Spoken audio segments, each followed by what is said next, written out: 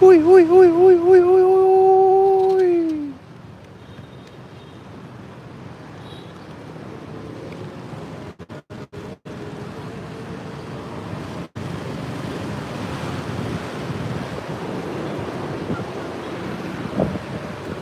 Uy, uy, uy, uy, uy, uy, uy, uy, uy.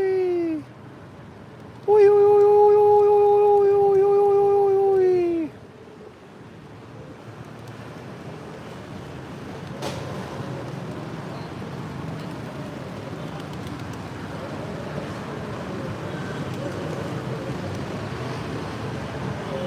Uy, uy, uy, uy, uy, uy.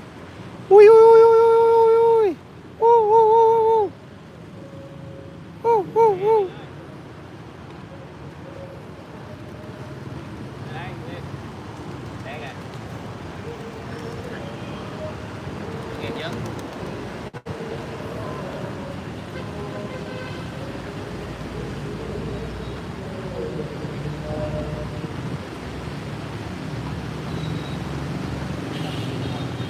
Ayira fuck.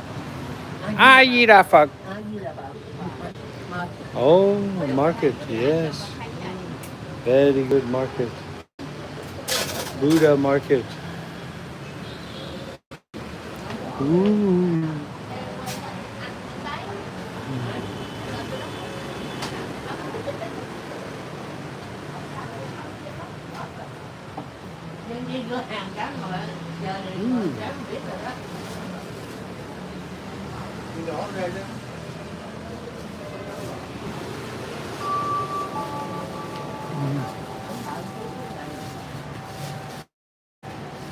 Về chưa? Cũng về cắt cái này ra, kéo qua xe để quên. Ooh. Just let me know if the connection cuts out. Hello, Aida fuck. If the connection gets bad or if we have any difficulties with the connection, you just let me know, okay? That's all I need to know. You guys moderate that. You guys keep your eyes on that, okay? The connection. If the connection is not strong, let me know, okay? Because that's important. If there's no connection, it's going to be difficult to do this work. All right. Do you guys dare me? Do you guys double dare me?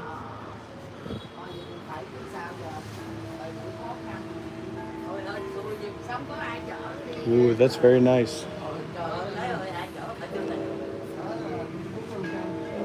Oh, that's very nice. How about this one? Oh.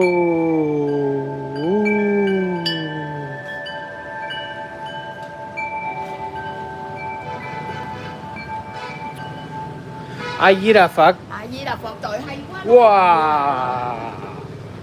Trời vẫn đang vào vô.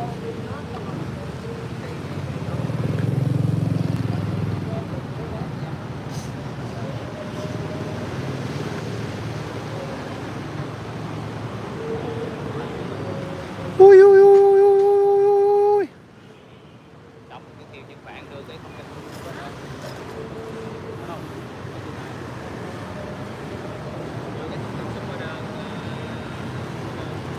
Nam mô Quan Thế Âm Bồ Tát.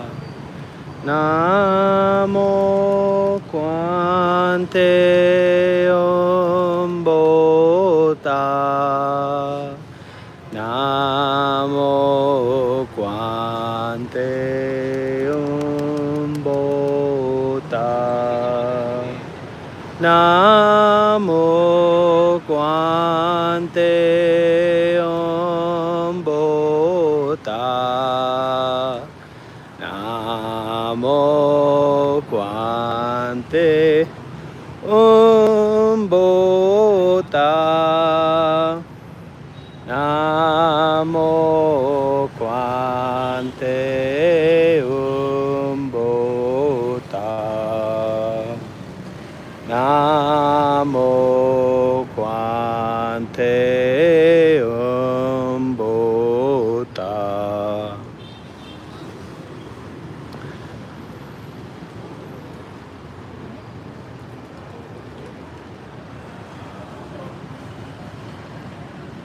Namo Quantam Bota. Namo Quantam Bota. Namo Quantam Bota. Namo Quantam Bota. Ayira Phật.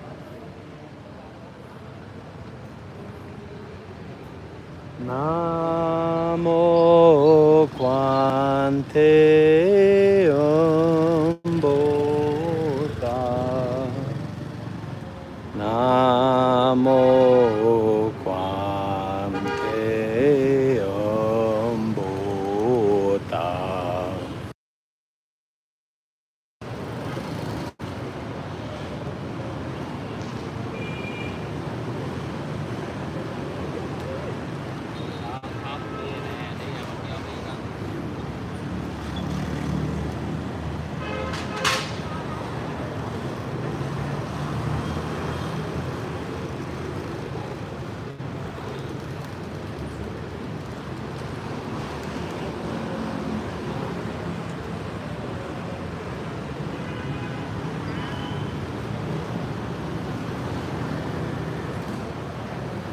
It's as hot as a box of rocks on a grill.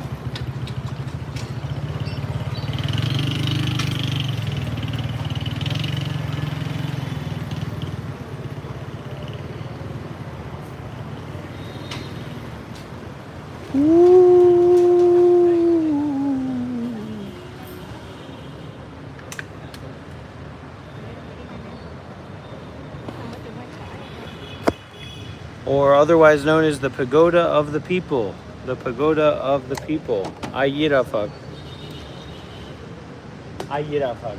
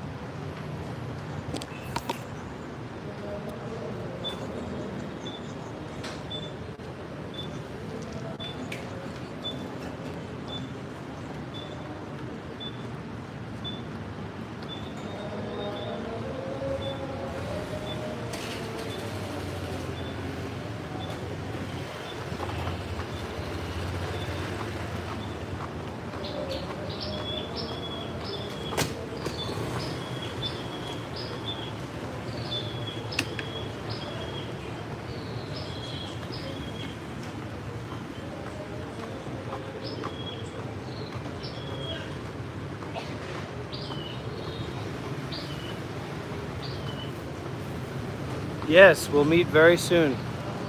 In the great Buddha lands, we will meet. That's for sure.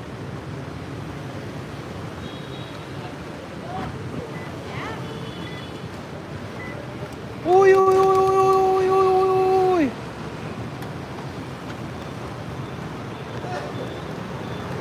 Namo Quantam Bota. Namo Quantam Bota. Namo Quantam Bota. Namo Quantam Bota. Namo Ayira Phật, everybody. Be kind, be patient, be generous. Be the good person, don't be the bad person. Look for excuses to be a more generous person.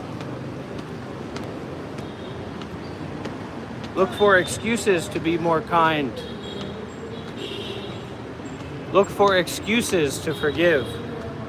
Those are the best excuses.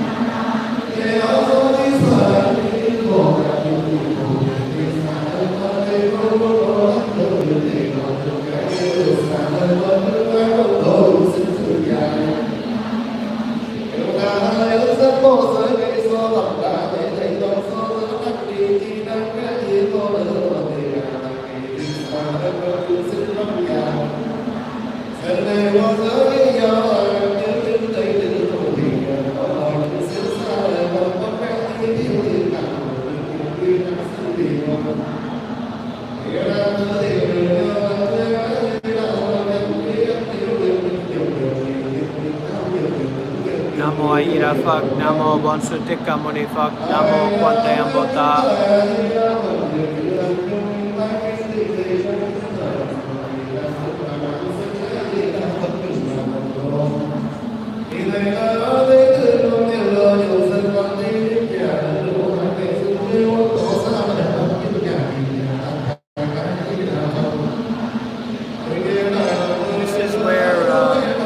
This is where Bhante Panya is staying.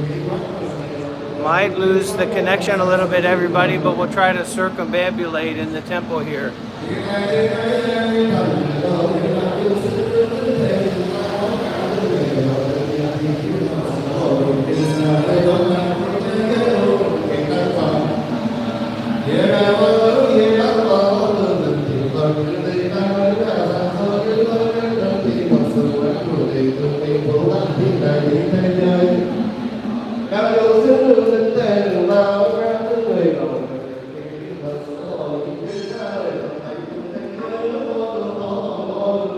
How's the connection now? Can you we're still connected?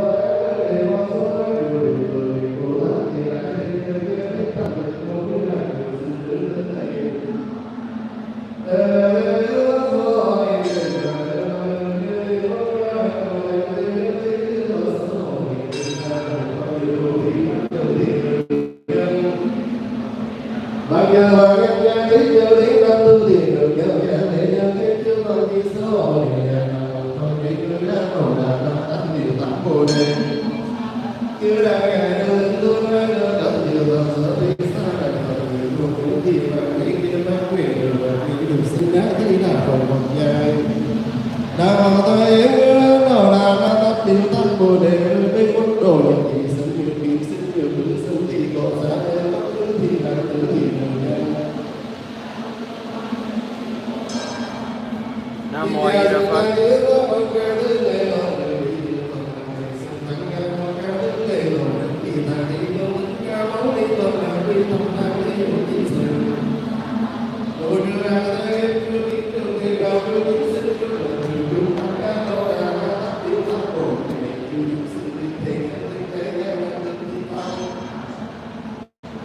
The Buddha, the power of the Buddha, the power of the Dhamma, the power of the Sangha. Very powerful. Amitofo. Hi, thank you.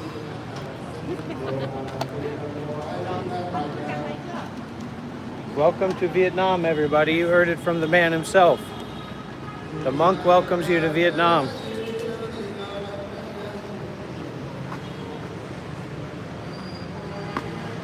It's hot. Keep an eye on that connection, everybody. I don't want to lose you.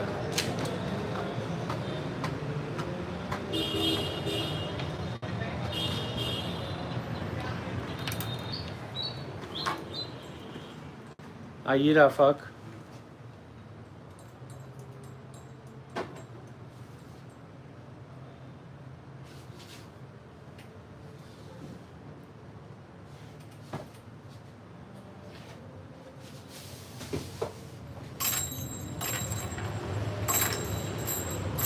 All right, here we go, everybody. Are you ready? Are you ready for the switch?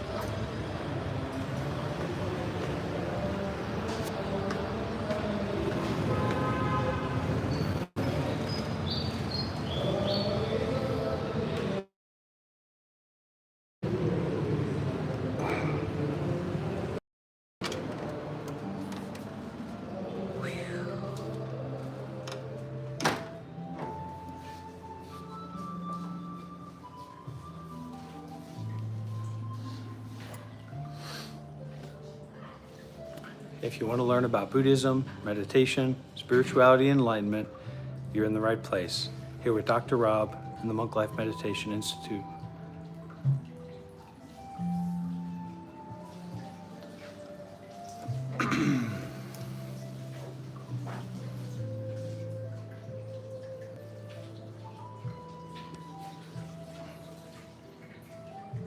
If you're not here for the right reasons, you will be removed, you will be banned.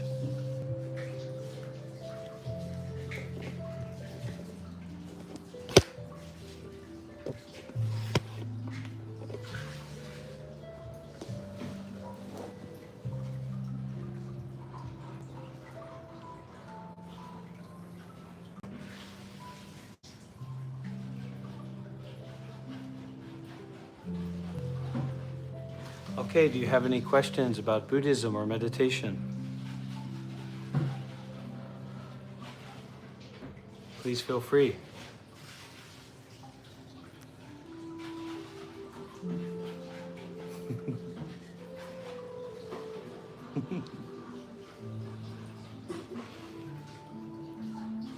Hey, come on, Jeremy, be kind.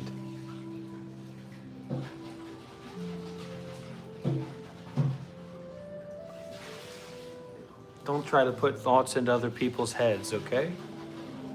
This is not a place for anybody to put thoughts into someone else's head, okay? We're not doing that here. There's a lot of people out there, they love this as an opportunity to implant thoughts into other people's minds. Not allowed here.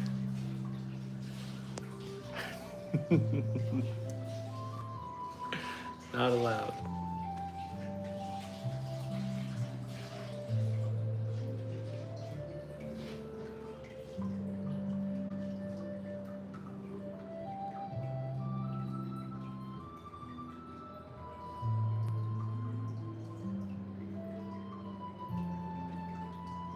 Just because you think something, just because you believe something, doesn't make it true. Your belief and the appearance of that thought is not equatable with proof or truth. Come on, Shanath, we gotta be a lot faster than that, buddy. Moderators?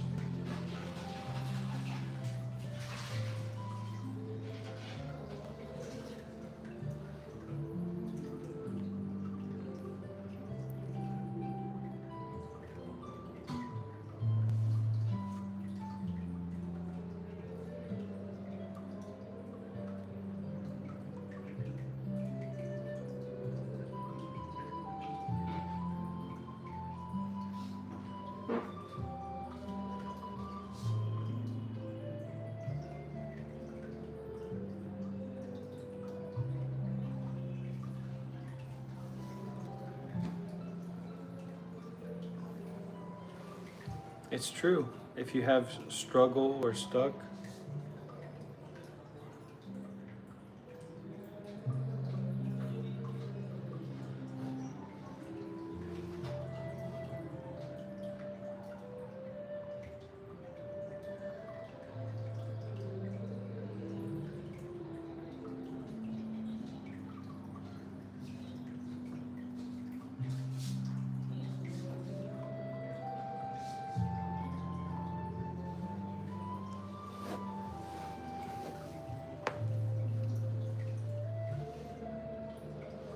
Namo Irafak, Namo Irafak, Namo Irafak, Namo Irafak, Namo Irafak, Namo Irafak, Namo Irafak, Namo Irafak, Namo Irafak.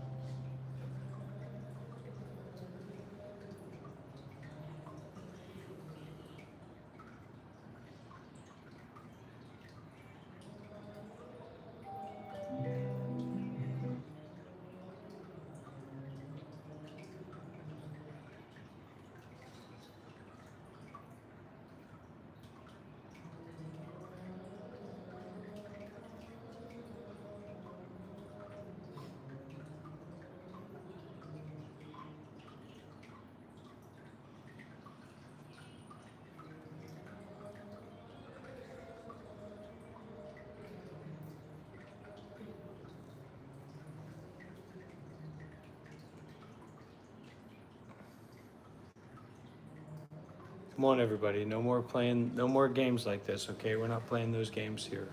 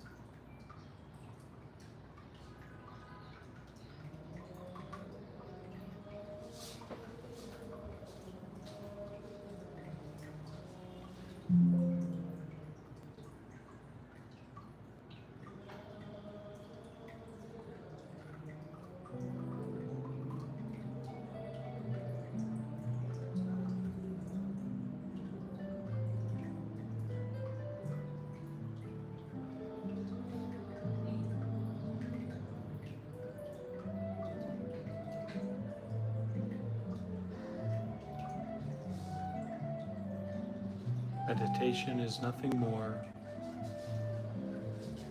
than relaxing the body, closing the eyes, and exchanging the focus on thinking for the focus on breathing.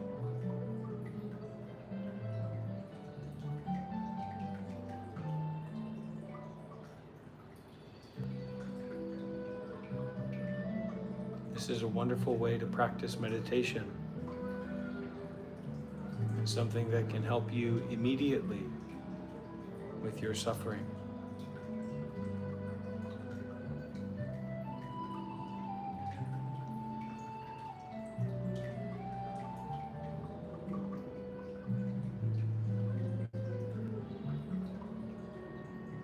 Can we be willing to be with the present instead of our thoughts and judgments? That is the test that must be passed for you, for me, for anyone to practice meditation. This willingness to be with the present.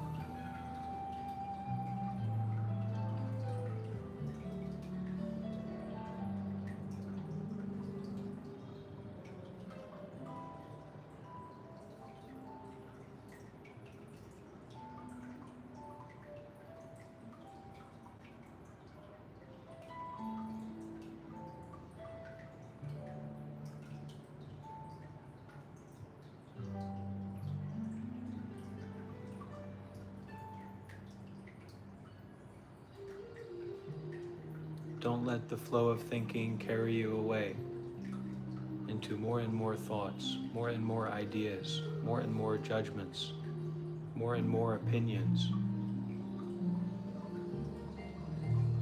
Let the breath be your entry point to the present. To do that, you need focus. You need concentration. You have to make your mind one-pointed. One point, one direction, one focus. Your mind on the breath. Sustain that attention, sustain that focus. When you're aware that you're thinking, return attention to the breath. This is how we practice meditation.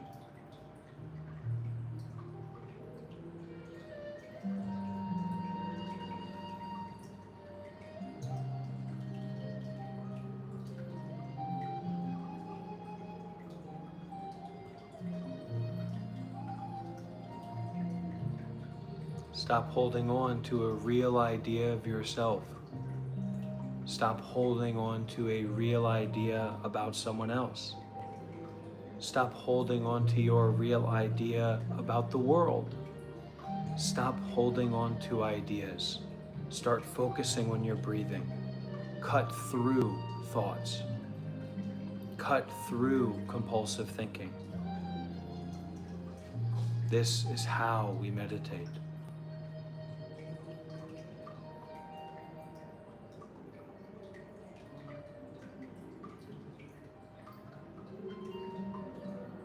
To a sword, every piece of paper can be cut through, no matter what the words written on it are.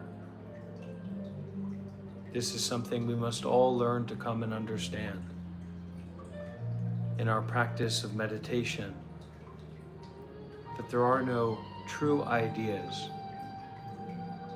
The only truth in ideas is that they are impermanent, changing, unreliable, unsatisfactory. You must try to practice, or else you cannot understand.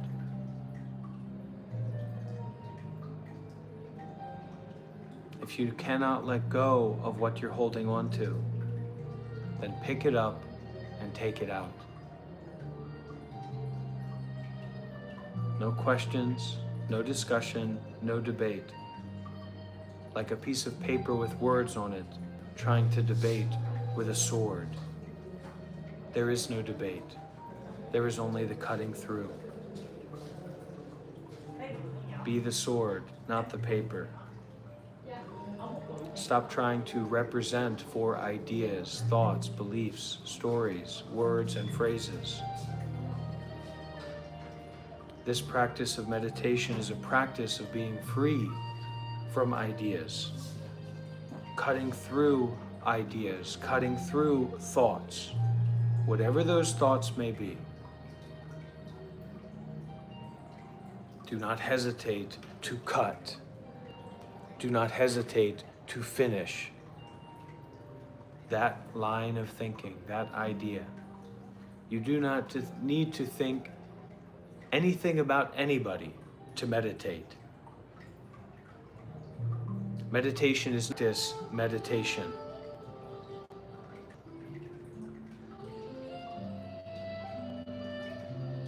Practice meditation.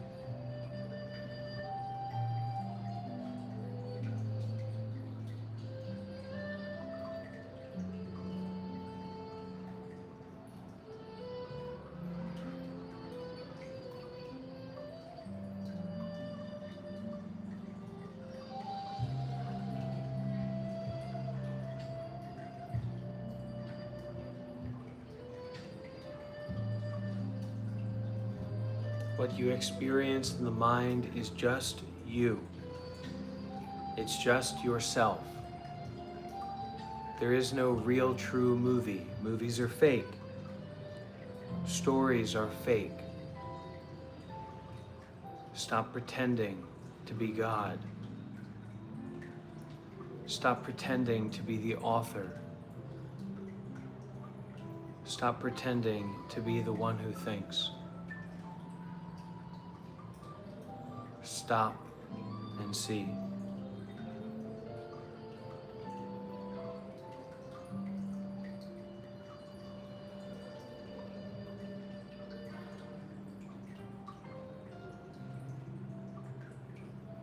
Stop and breathe.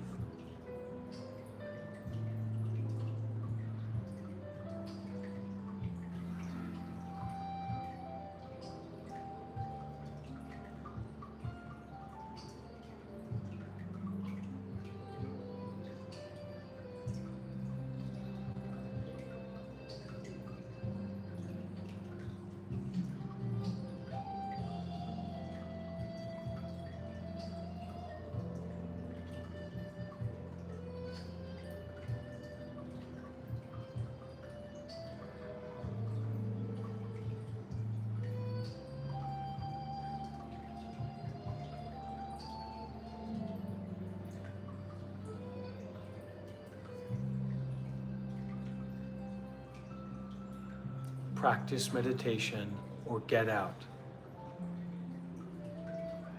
This is not a place for tourists.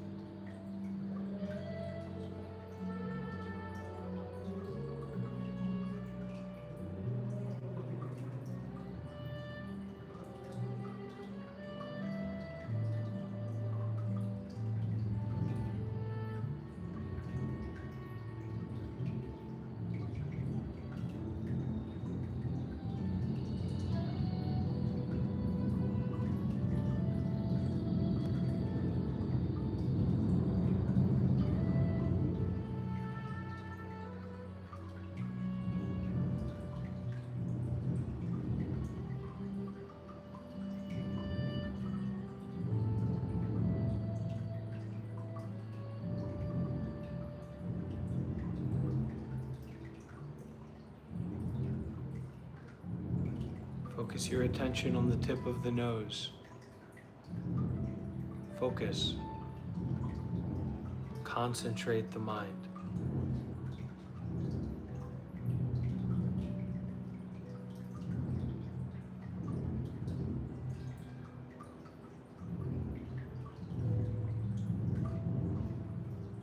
Do not let the flow of thinking carry you away, deeper and deeper into your ego.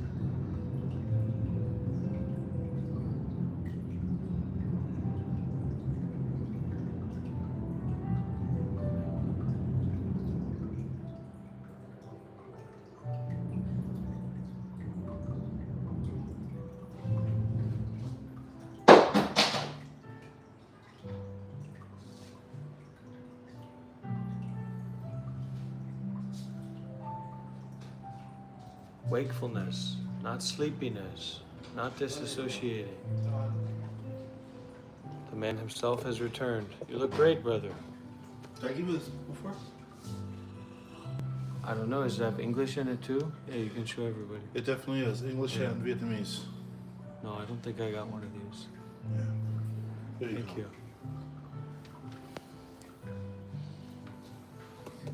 This looks great. Where did you get the shirt, the top shirt? I got the shirt made, man. You know, everything has to be made because we're a little too big. You still have the contact for that? Yeah, Yeah, yeah, I'm matter going of to fact, yeah, I can, get something like that made. I'll lend you the lady contact. She'd love that. Do you, I have well, you're a big guy though, man. You might be even bigger than me. No, 'Cause I yeah, have you're a, bigger. I have a fit Yeah. that I'd love to give, Is it cotton? yeah, I got it. It's like a light bluish color. Really Yeah, good that'd for be you. great. I'm about to give it to you. Yeah. Before you leave, let me give it to you. Because I never wear it. I got doubles. Is it far from here? No, it's upstairs. Okay. Before you leave, I'll give it to you. Okay. I just try to I remember. never wore it, man. Fit your size, everything. That would be great. Yeah, I'd love for you to take that. And it's cotton uh, because you don't wear synthetics, right? No, cotton. And Yeah. this, it's a round neck. Okay. Round neck. Yeah. Hawaii style. Is that Central style.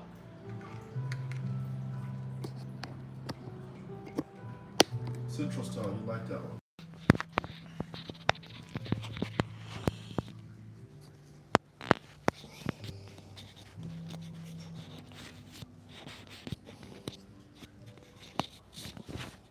what's the ceremony they're doing upstairs? What is that? Regular, everyday They do that chanting. every day? Everyday chanting, yeah. Everyday chanting. No, I'm impressed. I didn't realize this temple was so like active and stuff. Oh, very active every day. 9 o'clock, and we have morning and evening ceremonies, and then also we do funerals, a lot of funerals and cultural ceremonies, cultural events and ceremonies. And there's a lot of monks here. There is, especially for the rainy retreat season, a lot of monks here. So I don't know if I gave you that book before, but if not, there it is, English and Vietnamese. This is my first book. First of the four books. By cultivating mindfulness and being present in the moment, we can begin to see things as they truly are and develop a deeper understanding of the world around us. Yeah.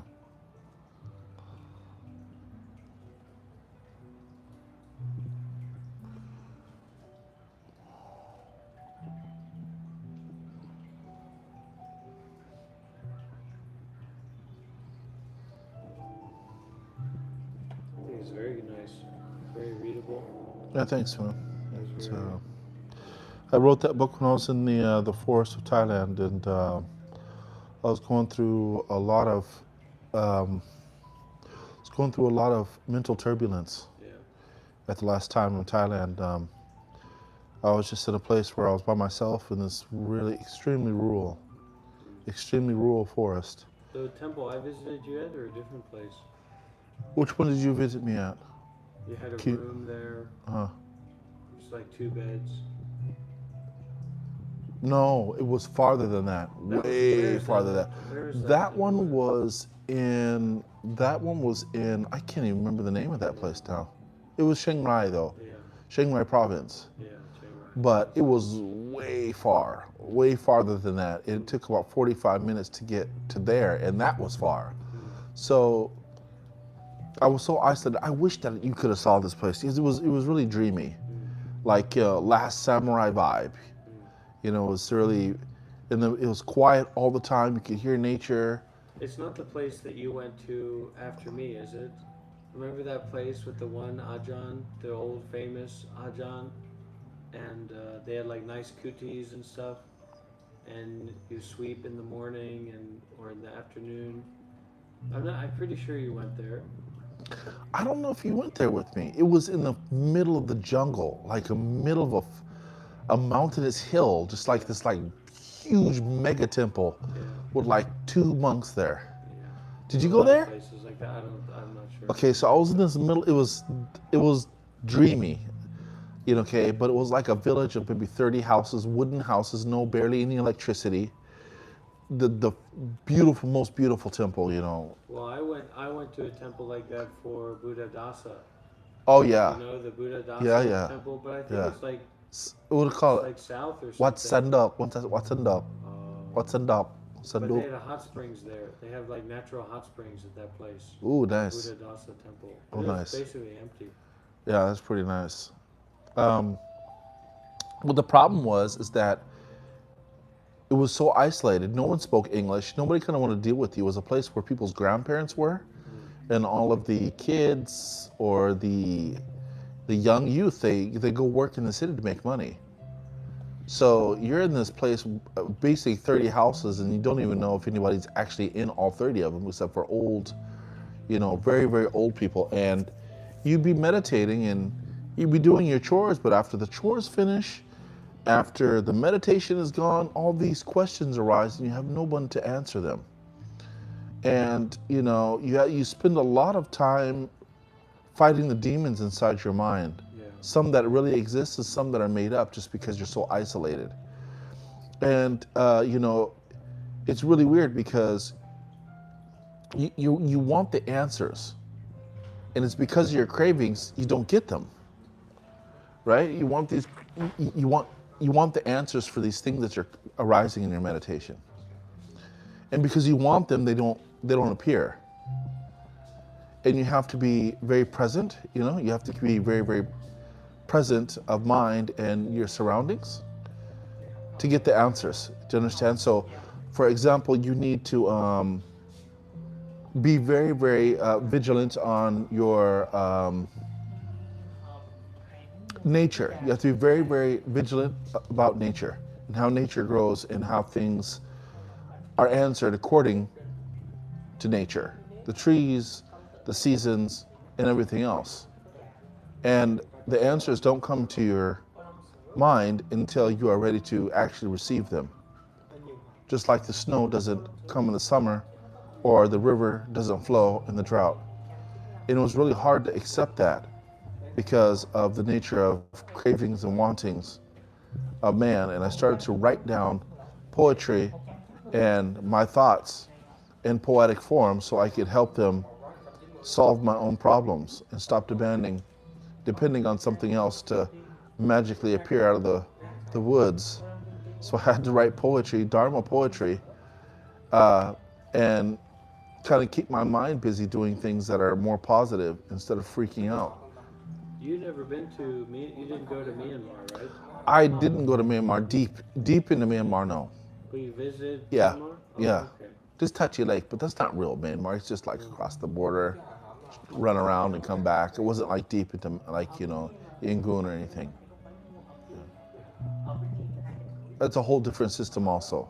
That's a whole nother different system they have there. Even though it's right across the main stream, it's a whole different system just going across the border and looking at their monks from Thailand and jump across the border, whole different system completely. And it's so weird because the stream is probably big as this table. And I could sit there and look at you, but that's across the border. You're on the Burmese side, I'm on the Thai side, and it's just completely different.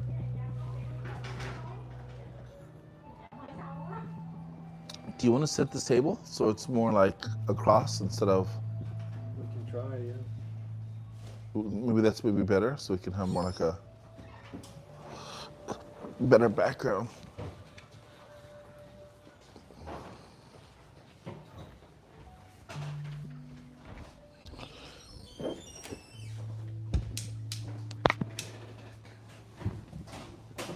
Oh, that's so much better.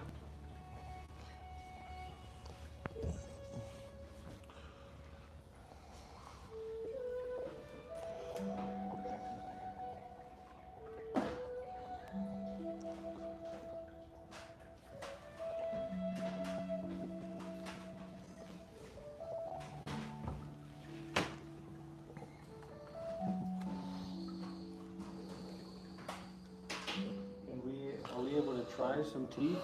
Sure. Some of the different natural tea. I'm looking for a tea to buy. I've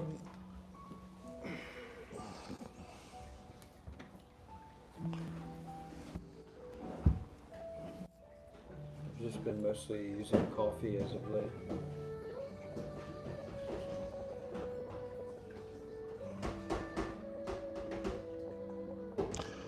Would you like me to call them to get some tea for us? Yeah, sure. Did you like that red drink, hibiscus tea? They actually have that in a warm hot tea form. It's really good too. I don't know if you're interested. Yeah, that's good. It's really good. Anh ơi, có trà atiso nóng không? Atiso nóng nóng. Ấm trà. Dạ, dạ. Dạ, đúng rồi. Dạ, một lần ạ.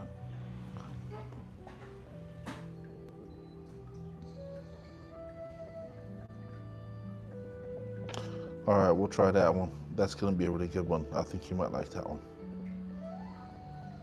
And so yeah. So, Choco. So yeah, that experience was just something that generated enough motivation to that type of isolation. I went nuts in there, man. I'm dead serious, man. Well, it's a part of the spiritual process. Bro, I went nuts in there. Is Yeah. Experiencing how crazy the mind is. The mind is crazy, man. I really saw how much I stressed my own self out. You know, I was always wanting me to be better than. I wanted better, and I wanted better, and I wanted better. I didn't want to just be. I was always looking for some type of improvement, always looking for some type of. I pushed myself to the limit where it was unhealthy. Pushing myself so far, and I wasn't giving myself credit for where I was at the moment. And it's really, another thing was, it's just that you're so isolated. You have nobody to talk to. There's maybe two other monks there, but they were old men. You know, they were very, very old men, and they didn't really want to, deal with your young energy. And plus, you being a non-Thai, non-Asian was another factor that probably added a lot to that factor. I think the people just tried to come in the door and they didn't know how to open it and they just left. I get a strong sense regularly of that there's something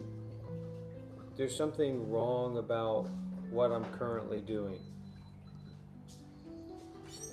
So I need to do something, even if I'm doing something good or that there's always this idea that comes up that there's something wrong with what I'm doing and it should be improved or it should be changed or it should be shifted in some way. I find that comes up a lot. Well,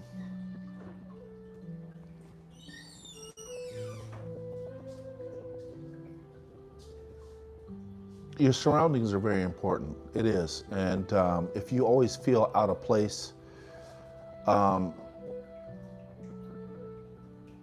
if you're always feeling out of place, make being out of place your home. That's what I always kind of tell myself.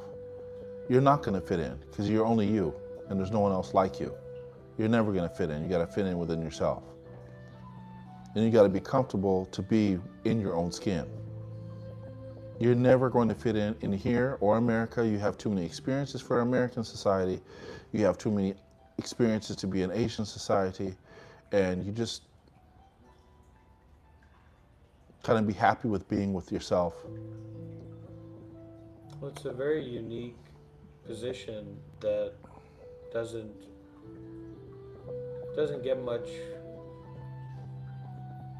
Just people don't know about that experience of being a monk, as a Westerner, especially for years. You know, you see these guys, they maybe stay a year or 2 years or just a few months at one temple, and they don't really find their balance in the robes, you know, get to have that internal experience of the monastic society and the independence of a monk.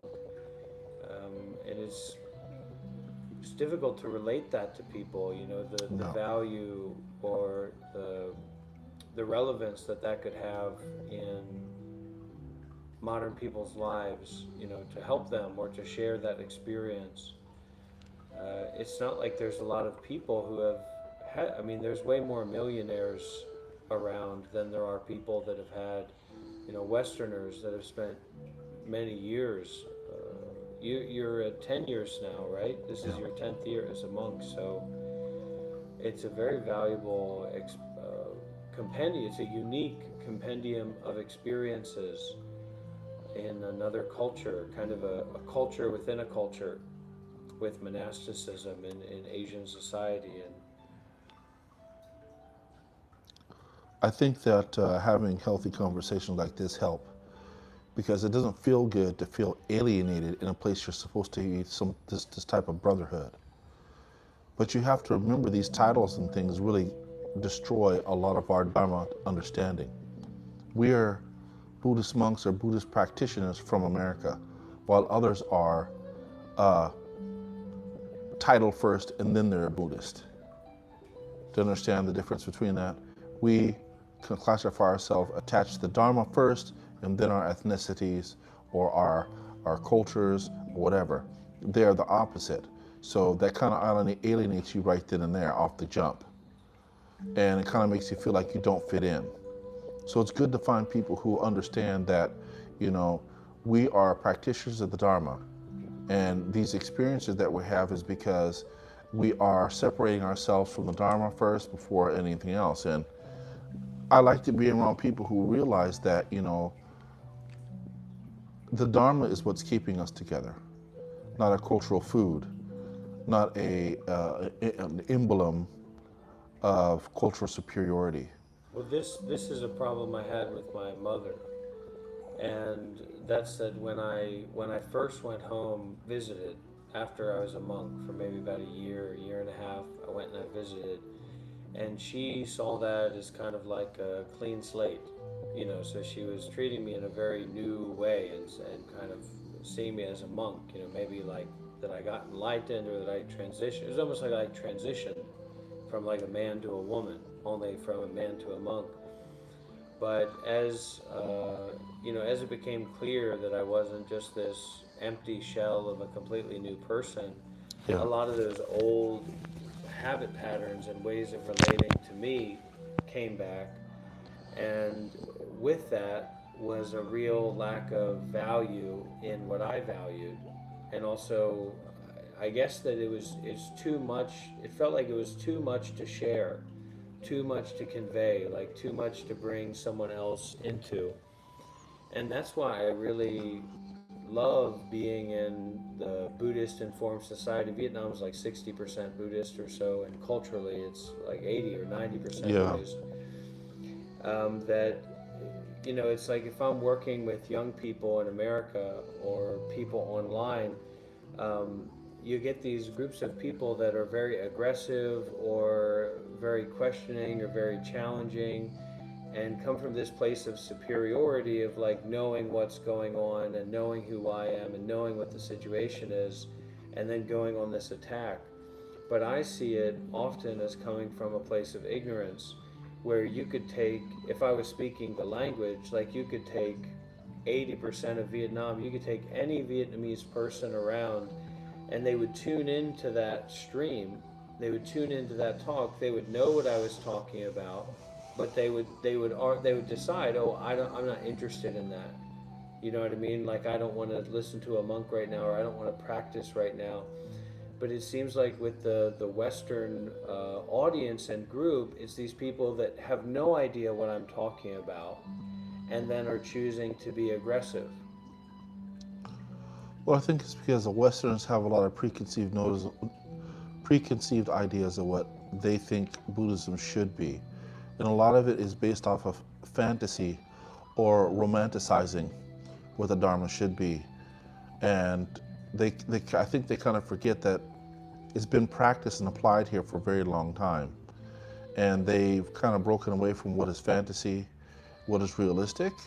And they also have their cultural backgrounds that they kind of stuck to as well, cultural ideas and ancestral religions as well. That are they kind of connected with the Buddhism. connected with the Dharma, or maybe just not connected, but have just been included into that realm of the Dharma. But as far as people in the West, you know, they read a lot of books and they have a lot of theories, but they don't know how to apply them, and they don't know what happens of long-term use and application of that system. I'll ask you because I think about this, and a lot of people would say this, you know, like we all want love.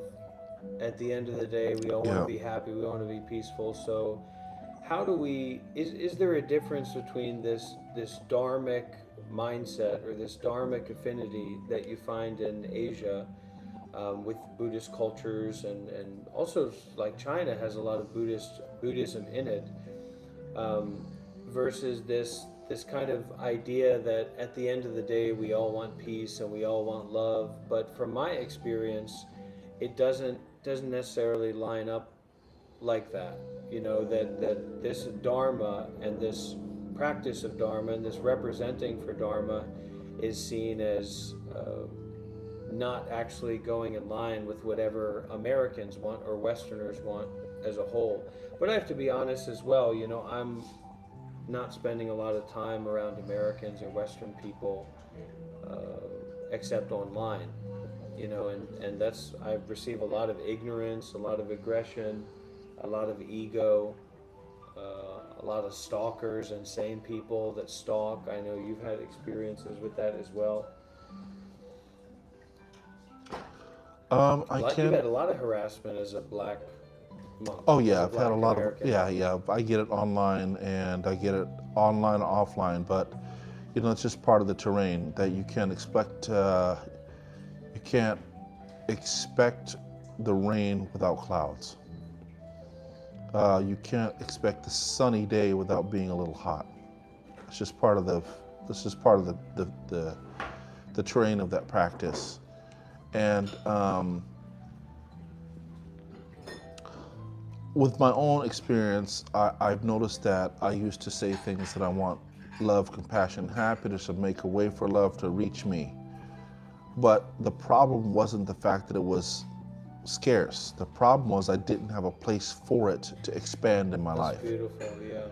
I wanted love, I wanted companionship, I wanted friendship, I wanted this, and I wanted that.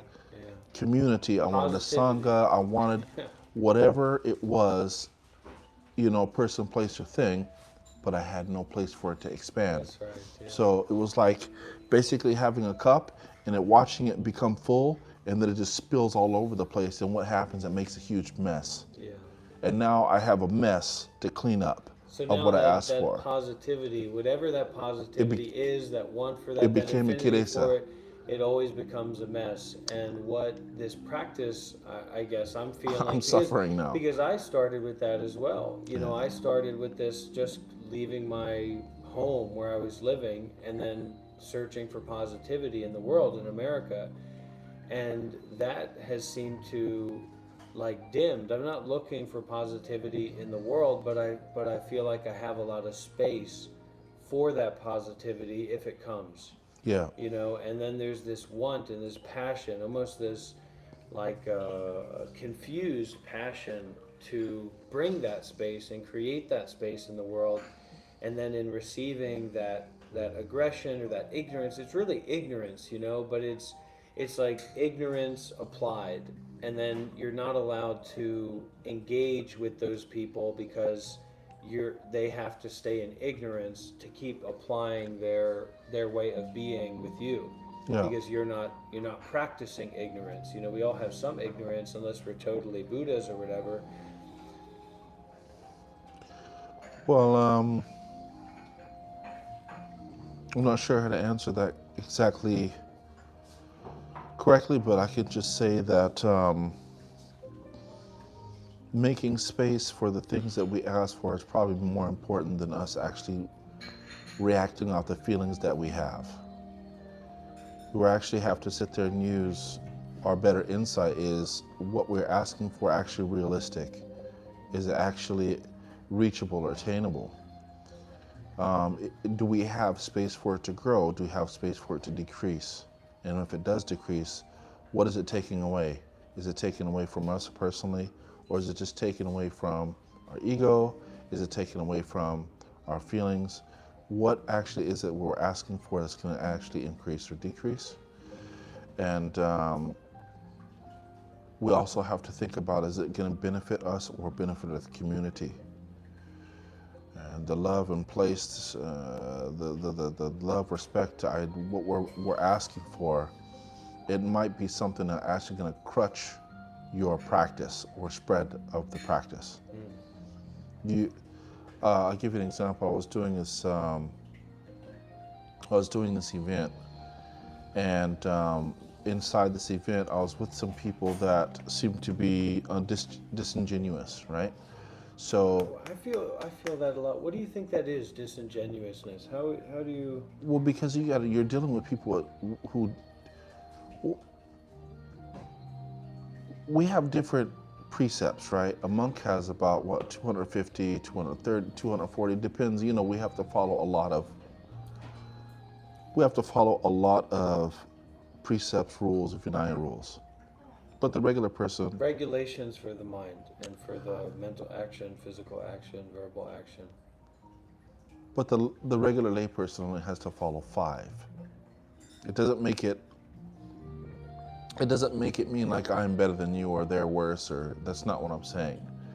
So I was doing this event, and the people I was with, they're very loose with their moral standards, right? I guess that's where that sometimes I have problems because I'm like superimposing my morality, like an expectation onto other people, but they aren't like that. So what I'm seeing as them being disingenuous is actually just having a Reaction to they're reacting to your moral standards. They're saying, well, I don't have to be that high because you're a monk and it's I'm offensive. not. Whereas for Western people it's offensive. Whereas in the Buddhist culture it's more They're gonna rebel out. yeah. They're gonna rebel out, but they were like, well, I don't need to do that. They'll actually say, well, I don't need to do that. I'm not a monk, ha ha ha ha. And it's like making you feel belittled.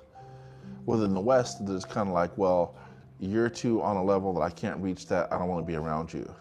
But I've actually had people verbally say, well, I'm not a monk and I don't need to do this. And they kind of lash out in front of your face because they know that you're not going to. But at the same time, like, we're supposed to be on the same page, be doing this event. And at the same time we're doing this event, you're going around saying, well, if you don't do I have an event I want you to do, but if you don't do it, then I'm going to take my benefactors away from you because you need to listen to us, you need to do what we say. And it's kind of being disingenuous. We're supposed to be doing this for the people. We're not doing it for me. We're not doing it for you. We're doing it for the benefit of everybody. It has nothing to do with me or you. Yeah. But at the same time, they're saying, well, if you don't do this event, that I lined up for you. I'll take my friends away. I'll take the benefactors away, and you have to do what we say. And it's kind of like Well, they now go you, on the attack. yeah. Because Well, you become a won't worker make now. it about them. Yes, you. So they're saying you work for me, Or or I'll make you yeah, work for me. yes, and that. I get this all Yes. the time on the live Yes, streams. you get if you don't do this, then I'll take my benefactors away. We won't support you, and they start to use these threatening words like, "No one's going to support you. No one's going to help you because you don't listen to us." And now you become a worker, and it's your plan in the first. This is your event. This is, and it's kind of They're like the guests. They're coming yes. into it. Now They they don't want have to come to it. They want to take it over and make it about them, and it's kind of like, well, now you're dealing with pure ego. So you have to be careful of how you ask for what you ask for. You ask for love, companionship, you ask for friends and sangha, and now it's beating you over the top of the head. We just talked about the cup overspilling all over the floor. Now it has become a source of your suffering because what you asked for, you opened the gates, now the Trojan horses came in, and now they're beating you up for it. So remember, always make sure what you're asking for, you have space for it, and you have space for it to do what it's going to do. Now you don't, you know what I'm saying? You ask for your own punishment. Now it's beating you up. Yeah. So you kind of have to be careful. You have to, you know, when you ask for certain things, make sure it is in line with the Dharma. Make sure it's in line with the you know, your Sita. Make sure it's you know, it's in line with the code of ethics. Because if not, you know, you're going to be asking for quantity and not quality. And that's the thing I think we were speaking about that before, is that quality is way more important than quality. Sorry, quality is more important, way more than quantity. Yeah. Quantity is, I kind of like give an example. A person who knows they want to go inside the store and knows exactly what they're looking for. Okay, they'll go in, they'll get their product, and they will leave. But then you have another person who sits on the corner spinning that little sign. He's calling anybody and everybody just to go inside of his store. So any drifter just comes inside the store and they don't even know what they're looking for. They cause a problem, maybe they might break something. They come in asking silly questions. You're just sitting in the corner calling everybody to come inside, singing and dancing. Well, I feel like it can be difficult to just have faith in people in general. That's something I have a lot of difficulty with. Like, I find the way that I share myself and the way that I present myself is almost dumbed down or lowered because of my expectations of people in general not being able to understand or not having the willingness or the care to be able to empathize with the way that I feel about it or care about it or understand about it. Because I see the value of both things. I see the value of presenting in a way that's going to be like people are really going to tune into the energy and say, oh, I want a piece of that, so I'm going to come in, I'm going to show up, I'm going to be a part of that because I want that. But I also see the value in just being out front waving a spinner, because in like capitalism, in the modern ecosystem of attention, if you're not in some way waving a spinner, then you're not going to be seen by people that actually are interested, just because how commercialized it and It's funny. It's funny. You're dealing with this, just like you said. If you don't spin a sign, nobody sees you. Yeah. But if you do spin a sign, you're calling people in that are kind of like they come inside of your home. You're calling demons as well. Yes, they come inside your home, but they don't know how to leave. And it's kind of funny, but at the same time, you're also dealing with your karma, your karma bank. If you have accumulated enough good karma, then some that will actually kind of protect you as well. And remember, it's going to be a test. It's definitely going to be a test of your patience, your perseverance. It's going to be a test of your resolve. It's going to be a test of your integrity. Because remember, it's kind of like weed and seed, right? You're trying to find people who are like you on the same frequency. So when you do get around people who are on your frequency, maybe you can collectively together go somewhere else to go somewhere else to start another type of, Can you talk a little bit about the how the deeper connection with the Dhamma has created like a space for collaboration, because I see that it seems like in the modern system there's there's not many people just coming together and collaborating from where they are to build something new. It's like they're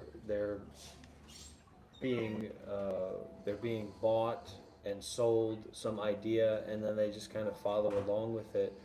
But I feel like for me that one of the greatest things that I've gained from my practice is an ability to communicate deeply with people and then to collaborate with them, even though we have these different minds, if there's that shared vision, you know, that similar vision, and kind of open up those deep connection points for people where it's not just, they're not just coming to the shop to buy what you're selling, but they're actually coming there to give or to collaborate with the work, with the project that's going on, and are almost like a soul contract. It almost seems like where they feel a connection to that heart because they feel like they can be heard, but it's not like that surface level of being heard, like their ideas or their opinions, but it's almost like their heart is resonating with that other heart.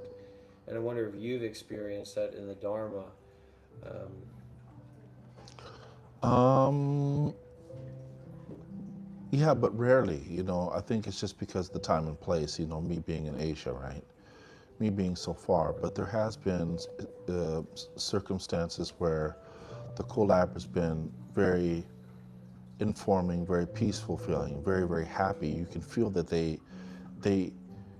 welcome, they love you being there, and you could feel that it was something that you missed in your life as well, like that family, that you know you belong.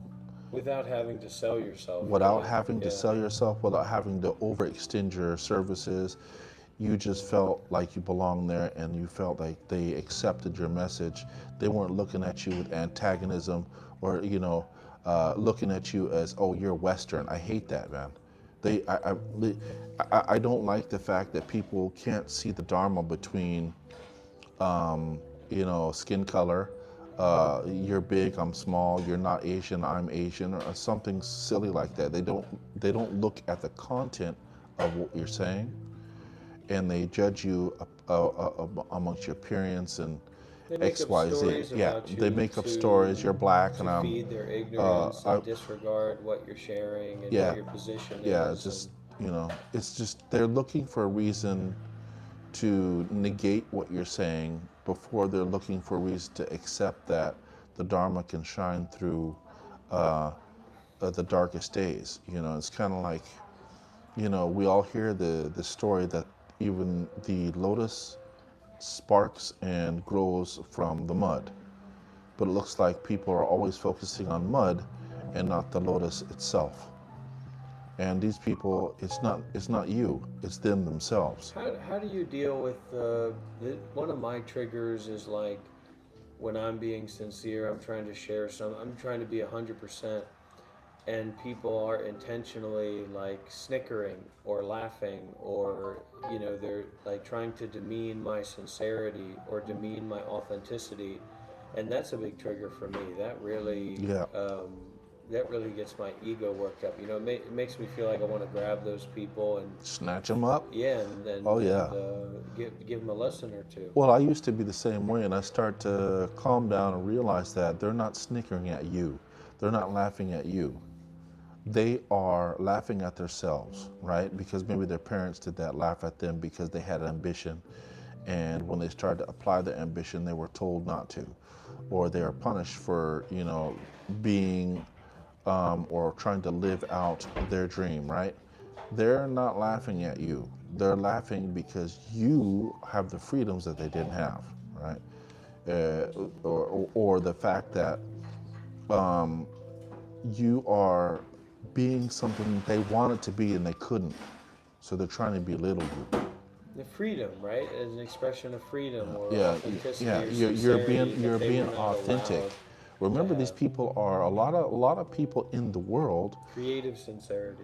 Yeah, they have no creative identity. People in the world, they don't have a lot of creative identity. They don't have a lot of emotional. They don't know how to emotionally regulate themselves. They're always doing things for others. You're doing it for yourself. You're doing it for yourself, or you could be doing it for the Dharma. And they don't understand the purpose because they're always looking for constant gratitude right then and there. They want that hit of dopamine right now. So they don't understand why you're doing things and you don't get something out of it. They're looking at it from a materialistic view while you're looking at it from a Dharma view. So they laugh at you. They laugh at me all the time. Why are you dressing like this? Why do you look like that? No one's giving you anything. You don't get any money. There's no followers. Yeah, we get that. It's like, well, it's called selflessness. You're not doing it for others. I'm not doing it for money. But the feeling I always get is that somehow those people are showing up in my space and they want to say that. They want that to be heard. But for them, I'm not allowed to respond to them in my own space that they're choosing to come into. That's difficult for me to work with because it would seem that logically or reasonably, you know, if you have a space to say something and you're coming to me, that naturally it would make sense that I could also say something to you, but it's like they're pushing that through and then they're putting a block in that where I'm not allowed to respond as a human being, but I have to take them as a human being, and there's no discussion that's allowed to take place. Well, you got to remember, some people, they're not there to help the Dharma, meaning that they're not there to help the Dharma that's inside of them. They're not there to help life. No, they're there to argue with it because they have a problem with accepting life for what it is. Remember, this is one of the problems, is that people have a problem with their perception. What is the perception? Is that they are, let me slow down. So, accepting things for what they are, or not accepting things for what they are not. And a lot of people have a problem with that because they have a problem with control, right? They want to control the circumstances and control the outcomes. And this is one of those problems right there. It also seems like they have a need to perpetuate a belief system of self. Yeah, that there's something. And that yeah. if my position or the Dhamma position is like, okay, that's well known, you know, I have that, you have that, we all have that. But the Dhammic position is that we're aware of that, but we don't follow that, we don't fixate on that. That doesn't need to be the way that it is. And that even in the realm of self, you know, everything is always changing very dynamically and deeply, and there's all kinds of different ways to look at one thing. It's not just black or white. Yeah. You know, it's not just totally that. So maybe there is a part of that that's true, but there's also other elements to it. And maybe the block in that is that if that part is not fully, totally true, then now there's a space for opening to the Dhamma, and they don't have the blessings for that, or they're fighting against that, you know, that notion of non-self. Well, a lot of people that we come across in the world being Dharma practitioners, this, you know, a lot of people think that they know the Dharma because of cultural backgrounds. They think that they know the Dharma, right? And a lot of people that we come across, they want to be heard. And when they want to be heard, they also become seen. And when you start to actually diagnose that they're just trying to be seen for whatever reasons, it shocks them because they're not ready to realize that, you know, because of their desire to be heard, you can see exactly where they're coming from. It shocks a lot of people that someone from a non-cultural background actually sees right through the things that they're presenting. And it's so shocking that they think that you're attacking them. What you're not attacking them. It's not a personal attack. Well, how do we get over this hump of that this entire conversation, all of this is just about defending ourselves, you know, defending the self, or maybe helping to bridge the gap with, as a Dharma practitioner, as a Buddhist, the belief is in and the practice is in that self is already illusory. So we're talking about that self, we're talking about aspects of that the self situations, but it's not to reify a self. It's to help create a little bit more Space space between, for yeah. discussion Yeah. between apparent selves that isn't just going back to me or you. You know, like, oh, I'm such a great person, or oh, I'm such a great teacher. But that if you're coming here, come here, you know, open-heartedly, and you know, if you're coming into my space, then it would make sense that, you know, you're going to be listening to me. If I'm going to your space, it makes sense that I'm going to be listening to you. I've said it before, like if you're in my house, then you have to listen to what I say. If I'm in your house, then I have to respect your rules. Yeah. But if you're in my house and you're not listening to what I say, To- what the heck are you doing there? Yeah, yeah. I don't, yeah. Yeah, I understand that a lot. Yeah, I get that a lot. And at the temple, it's like that a lot too. You know, you see a lot of people come to the temple and they make the monks or nuns feel very uncomfortable in their own house. So it happens to the fact that a lot of us want to teach the true Dharma, but lay practitioners don't accept what you have to say, and you're the one who is studying, you're the ones who are applying the practice, you're the ones who been Trying taking. to. Yeah, but when you have to tell them the Dharma, they don't want to accept it. And it's just like, you know, well, if you don't want to accept what I say or how I practice, then what is it for me to do? You know what I'm saying? You have a lot of people that are just running around trying to hide away from this type of pressure just because, you know, it's a really truly It's big, uncomfortable. it's It's very an uncomfortable. inconvenience. It's a big inconvenience, you know what I'm saying? Why do you think a lot of monks and nuns run off onto the forest? Because they want to practice without persecution from people who want to cause a lot of problems for them. And it's just the way it is nowadays. You know, this is the age of social media, fame, and being socially acceptable, being to be socially acceptable. People have, you know, they don't have a lot of time for that. You know,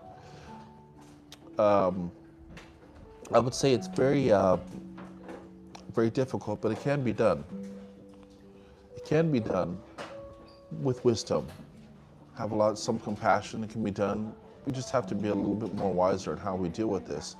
Sangha is important, man.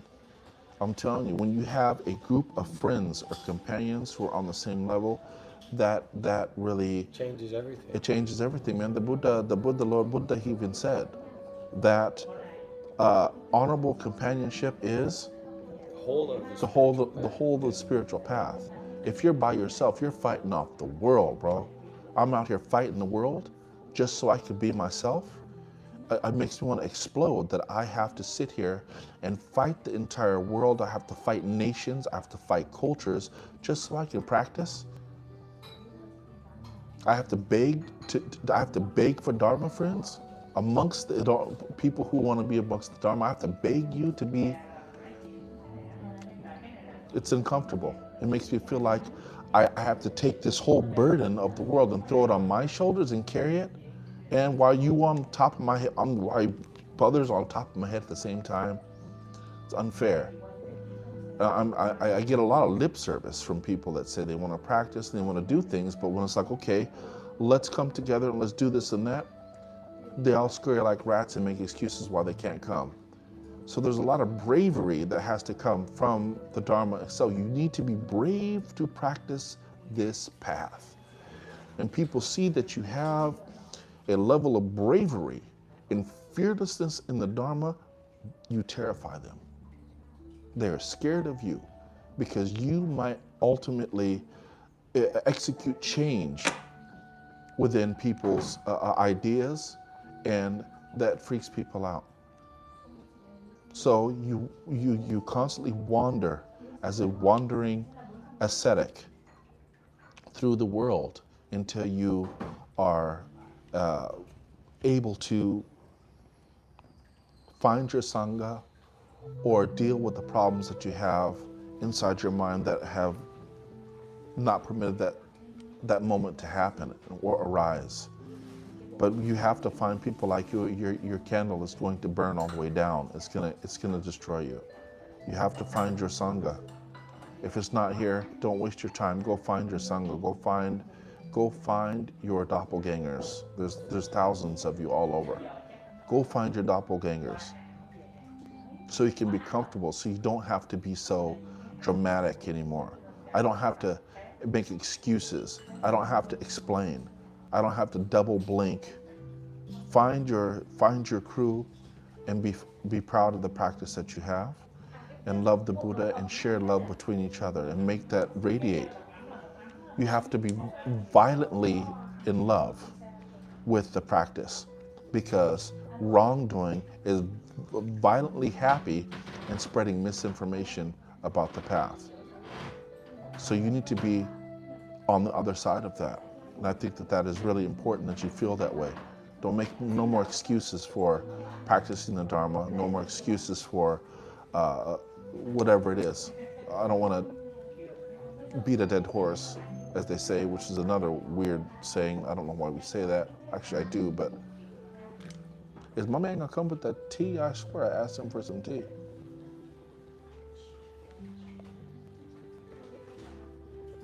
Do we have any questions from our online Sangha, our online community here? People that are watching at home? Good.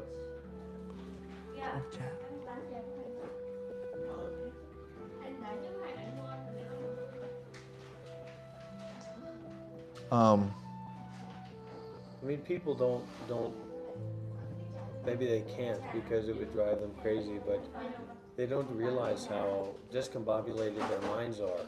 And then if you're coming forward out of the blue or unexpectedly, you know, as not presenting yourself in a normal way according to what they expect. Now you're like directly pointing out through your experience, through your presence, how unstable and confused their mind is, constantly just grasping onto all the different thoughts that they have, and then those thoughts not being in line with morality or generosity or meditation or wisdom and compassion, and then on top of that, not even being willing to discuss what those are, you know, and then attacking you because that's what's most important to you. And then kind of, it's like trying to talk to somebody about how they're a bad mechanic when you're not a mechanic and you don't even care about mechanics. But the thing is that you have to care about mechanics if you have a car. If you're a human being, you have to care about the quality of your mind, how you relate to yourself, how you relate to the world. And so as a Dharma teacher, or someone who's coming forward with the Dharma, it's almost like you're putting people in between a rock and a hard place. And a lot of people just don't want to be in that position, but they feel drawn to it. And so now it's almost like they have to attack, because there has to be this duality between your ego, which is trying to be in line with the Dharma, and their ego, which is trying to disregard the Dharma, and yet you're together. But I it's kind of my practice with the people that follow online and just show up, because a lot of random people show up, to not lose myself in the aggression and also the compulsive attempt to diminish me, when this isn't really about me as much as it's about the Dhamma.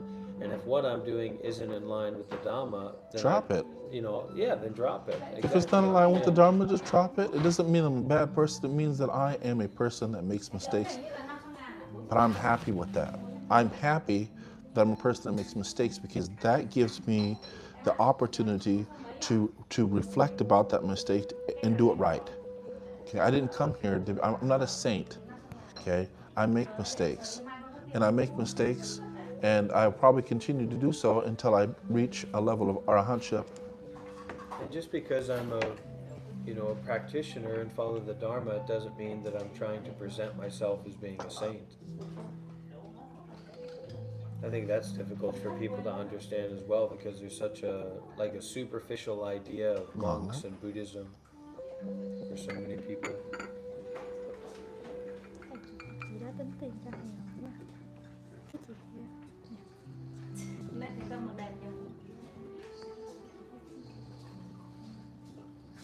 It's beautiful. Hibiscus tea, man, this is really good stuff.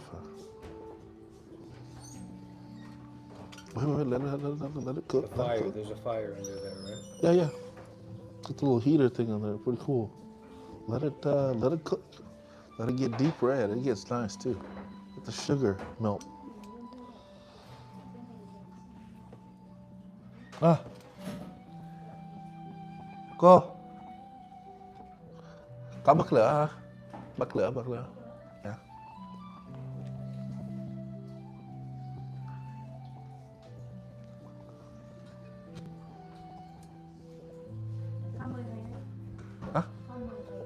Hả? Di Đà Phật, Di Đà Phật, Di Đà Phật. Xin cảm ơn cô nha. Thank you. She offered this for us. Oh, the woman, she donated the tea for Yeah, us. she offered it for us. So, another thing that, chiming on what you were talking about before, is that, remember, we're on the middle path. This world is the world of the middle path. You're always going to be on the middle path between making a choice or making another choice. It doesn't matter what you're going to do, you're always going to be in the center between left and right, forward and backwards. Look at that choice that you're making and be... Well, someone's always going to be unhappy with the choice, or someone's going to be happy with the choice. You're going to be happy with the choice, and someone else is not going to be happy. You can make yourself unhappy to make someone else happy. You can make yourself happy to make... You're always in the middle. And that, for me, from my understanding, that is a form, a type of suffering in itself. Just having to make a choice. Just having to make a choice is suffering. That means someone is going to suffer between your choices that you're going to have to make. Someone is going to be uncomfortable because you did something.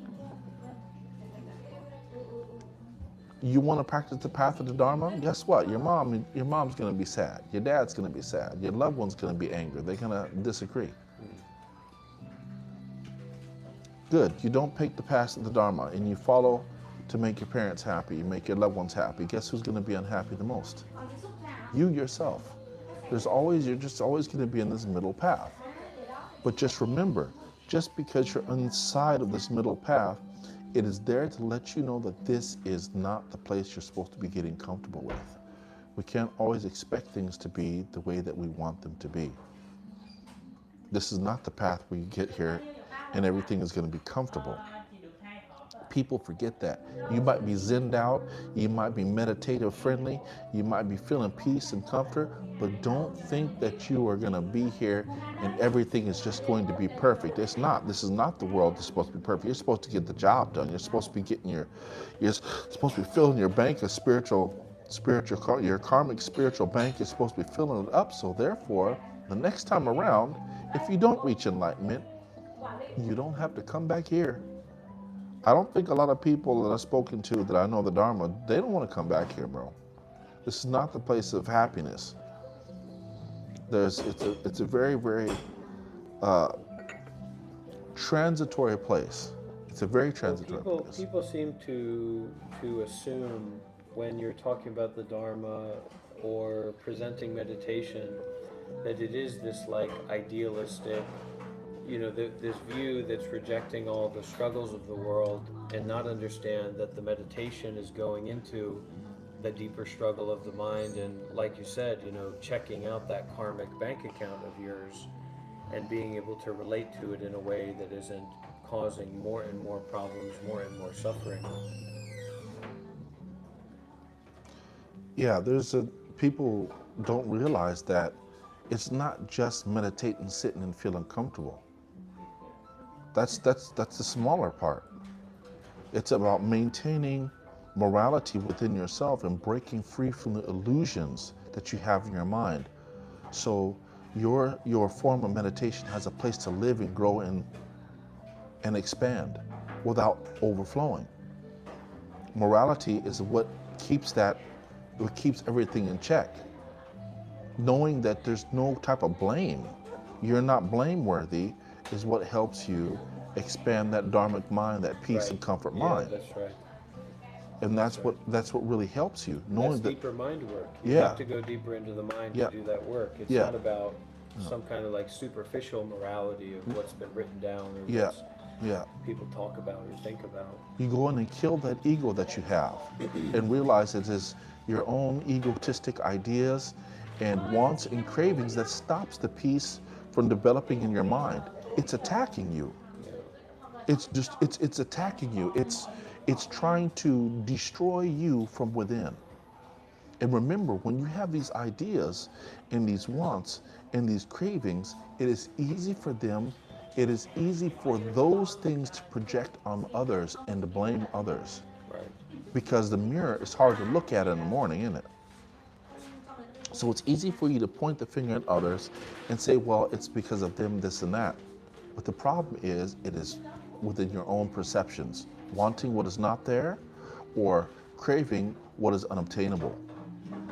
Those things really, Well, people get uncomfortable when you tell them, look, regardless of what's going on here, it's your mind.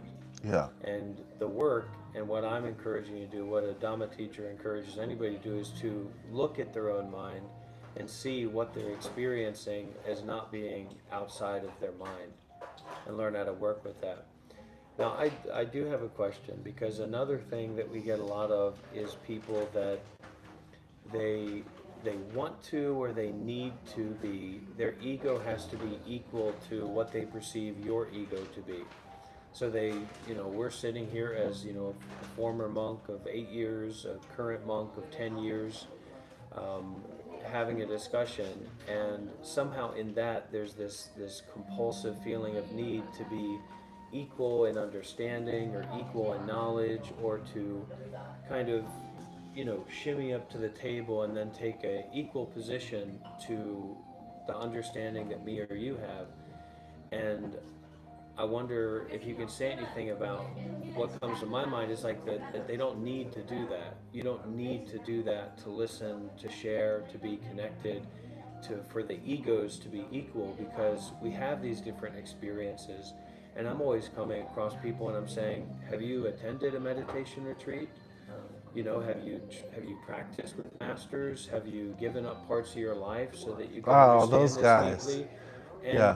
then the remarkable thing is that they want to come into the space and make declarative statements about the way that it is. I like those type of But people. if you ask them a question, the simplest question about what kind of meditation do you practice, there's no answer. That seems to be quite a difficult I problem that a like lot those of type of people people. have. As soon as they open their mouth, remember, people want to be heard and they get scared when they become seen. People want to be heard and they become scared when you see them for what they are. That is called the comparative mind. That is one of the most destructive minds in the Dharma that we have, is a comparative mind, because they don't see themselves. They see you as a target they need to destroy or be on top of. They need to be on top of you. How many masters have you sat with? How many, where did you ordain at? And, oh, well, other masters don't teach like that. Or, well, I've never seen another monk behave like you or act like you. Or, who gave you permission to talk? What, who even are you? Do you know every master in the world? I remember one day I was in Hanoi, and this lady was supposed to do a job, was to translate my lecture. And she went up in this big tangent about, I do this and I translate for this and I translated the books for this, and I don't, she started going to how she was so big. She was supposed to be some whatever. And then she was like, well, who gave you, where did you ordain at? And did your master give you permission to talk? And I was like, you were just supposed to be a translator. Why are you putting me through the 5th degree as if, you're working for the UN or something like that? I said, you're just a translator. I didn't say that directly, but the way that she was talking to me, very disrespectful, very rude, and I realized that it had everything to do with her own ego, thinking she was better than everyone else. She first came out, oh, I did this and that and that, and it's just funny. And I remember this moment because it was just, the ego can play so many games with you. Think you're doing well, you think you're doing good, you think you're doing, but you're not. You're alienating people because of your own insecurity. comparative mind is something you need to get rid of. I'm better than you, or he is better than me, or they are better than them. How are you going to learn anything from Anyone. sila, panya, samatha? How are you going to learn anything wisdom, morality, or concentration? And you have this idea, which is really funny because in Abrahamic faith, one of the biggest things we focus on in Abrahamic faith is arrogance, pride. Okay, arrogance and pride, and this is one of the pitfalls of the human being. It falls them, puts them in the pits of hell. Is arrogance. But at the same time, when we set the Dharma, that's all you run into is egotists. I know more. I do better than this, and I'm in cahoots and in proximity to highness. And who are you? I'm in proximity to these high masters, these high whatever. So who are you? And why do I need to work with you? And it's kind of like, again, they don't see the Dharma because they didn't see the Dharma in the first place. All they see is titles, all they see is uniforms, all they see is this materialistic image of the Dharma that tells you they have no understanding of what the Dharma was in the first place. The Dharma is formless. The Dharma is formless. So if the Dharma is formless, why do you keep asking me? They think that the Dharma for them is inside of a box.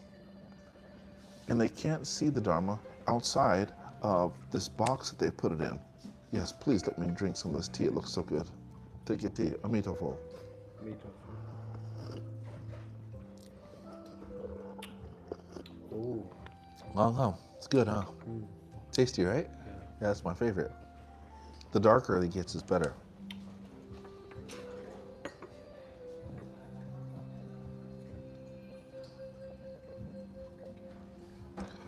The Dharma is formless. And when people try to put forms on the Dharma, codes on the Dharma, clothes on the Dharma, color on the Dharma, nationalism on the Dharma, you might as well go ahead and stop the conversation right there because they're just trying to win. They're not trying to listen, they're not trying to understand, they're not trying to cure or expand their heart, they're trying to win a conversation over you.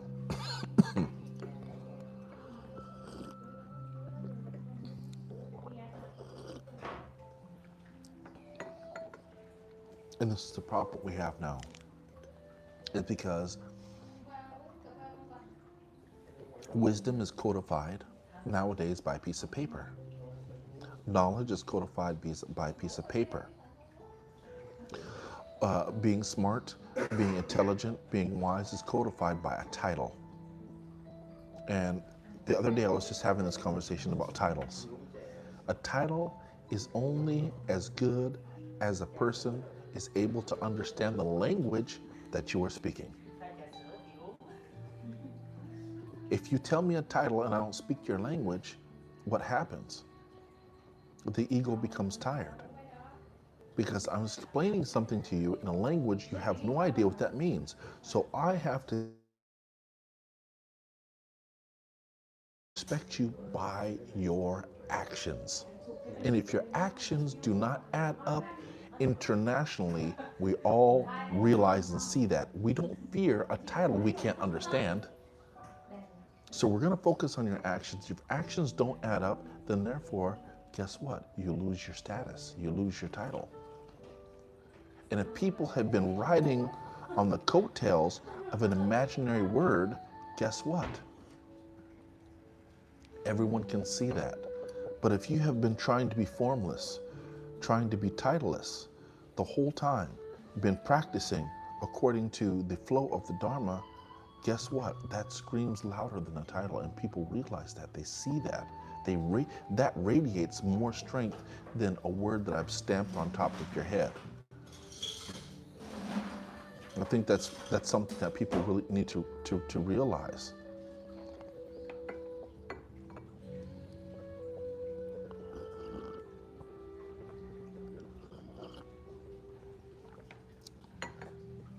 Well, that tea is so good. All right, here's the second batch.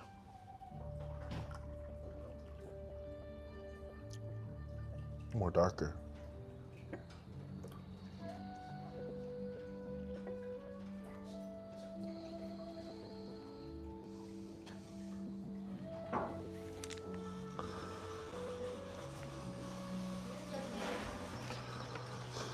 So,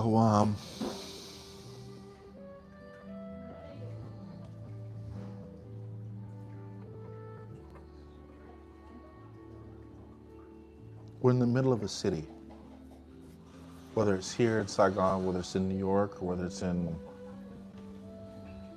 some other city around the world. And it's hard for people to slow down. It's very hard for them to slow down and just to take a breath and realize how good it is just to be able to breathe.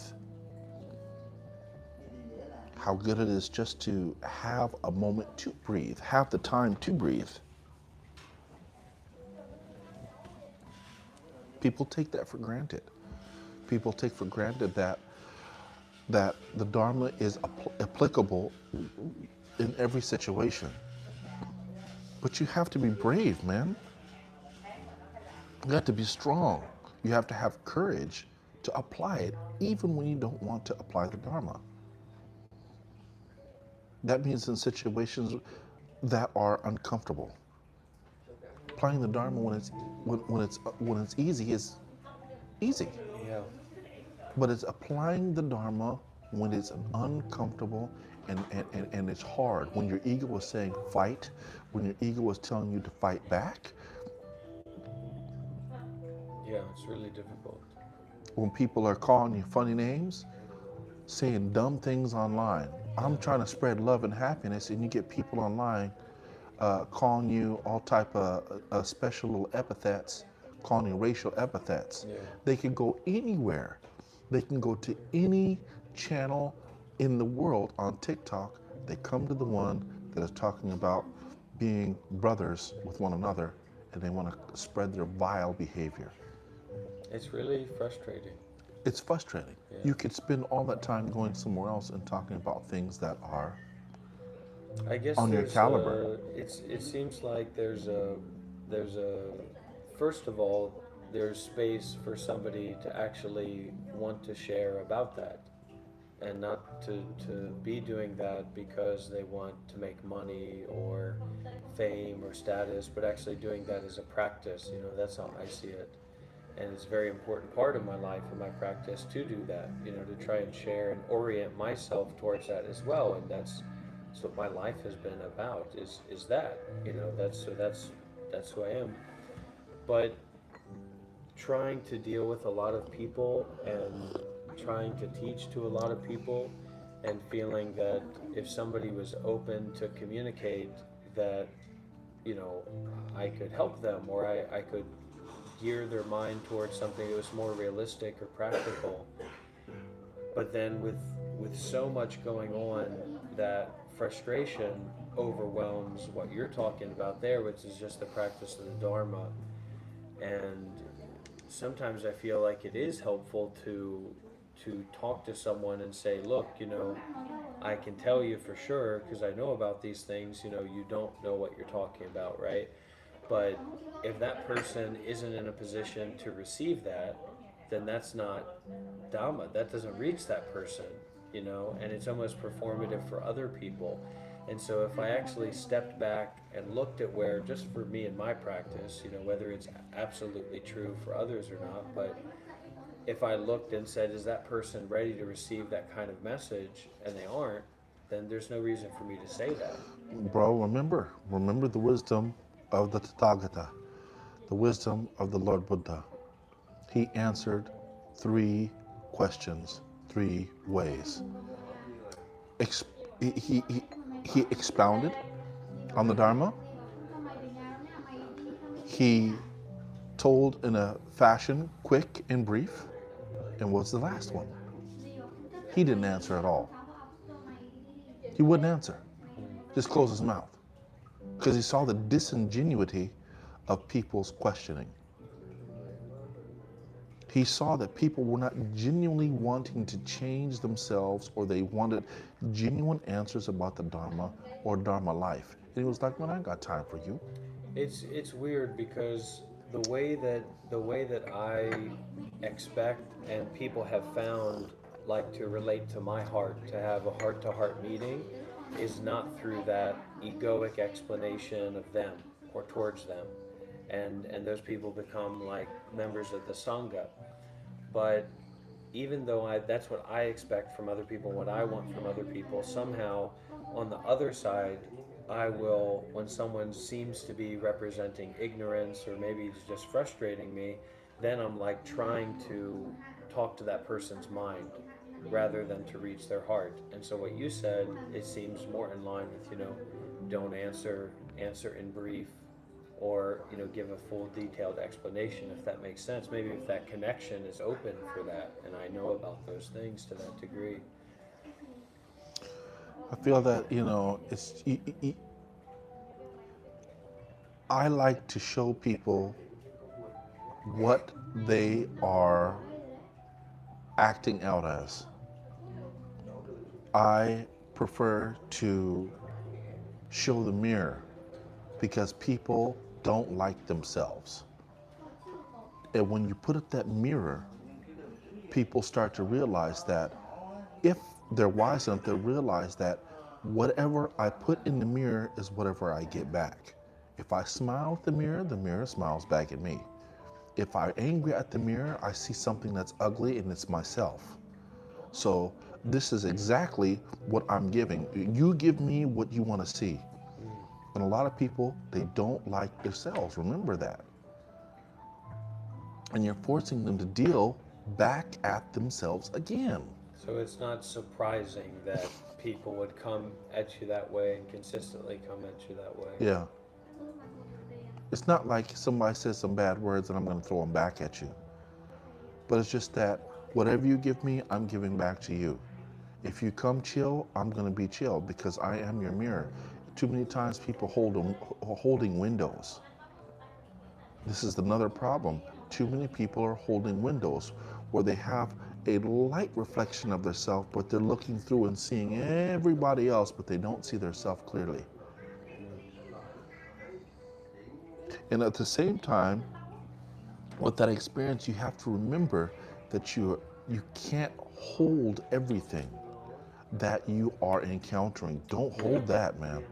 That'll eat you up inside too. Remember, the eye is the gateway to the heart or the mind. Some people say soul.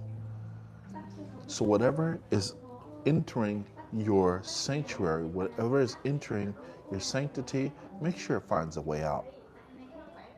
Some things that people say to you, it'll swim inside your body for eons. You have to make sure that you have to get it out. How do you get that stuff out? You realize that there's nobody there. If the things that people say to you are sticking, that means it fits. It's fitting somewhere. You have to realize, where is it fitting inside of your body, your mind, and your consciousness? If it's fitting, do you want it to stay there? Do you like it? Do you like it? If you don't like it, then how can you change that from being? So even if it is said it again, it doesn't fit anymore. You've taken it out like a piece of cancer. Oh, you've gotten real fat lately. Well, thank you very much, but I've done a lot of hard work to make sure.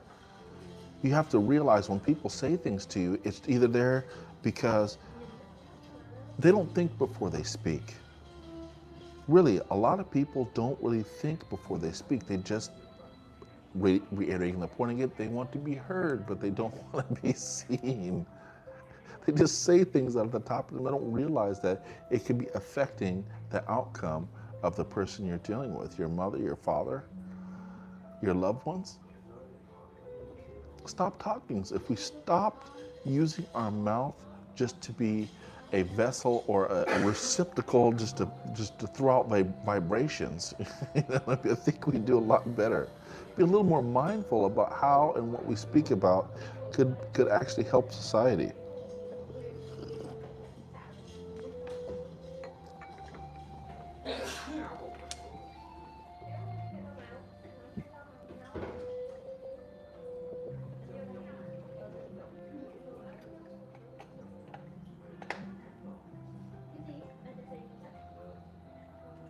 That's a good color on you, by the way. That purple's nice. It looks like a burgundy. This is like the Myanmar monk color. That's a good color for you, man. Didn't you used to have a robe that color? Yeah. That's why I got this shirt. Yeah, it's nice color, good color. So our plan now with our Sangha is to make a meditation center here in Vietnam. And one of my students from Australia, she's kind of taking the head point of that. So we're looking to start a business and get a property in Lam Dong, in Dalat area, in Khao Nice. Lak area, That's good. and then to have a business so that she can get a longer term visa, and hopefully other members of the community that want to stay, they want to stay longer than 3 months, you know, to come and visit or do visa runs, that they'll also have that opportunity, and maybe a way to easily get investment to come in as well. And we've looked at a few properties in Bao Loc, and we're still looking, you know, so hopefully in the next year or so we'll be able to buy a property and get started and have more space for people to come. So you'd be very welcome, and we would love to have you there.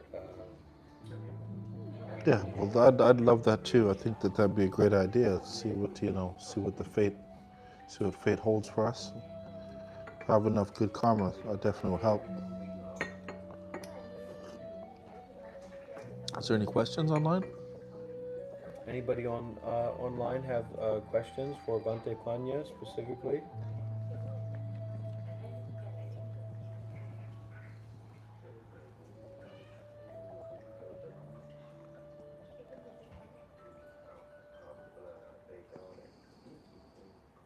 I don't know how to monetize this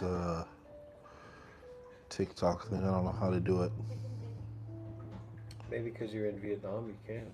Oh, you can't? I don't know. I don't know. I usually don't use TikTok. What do you use? Just YouTube. Go live on YouTube. I gave up on my YouTube.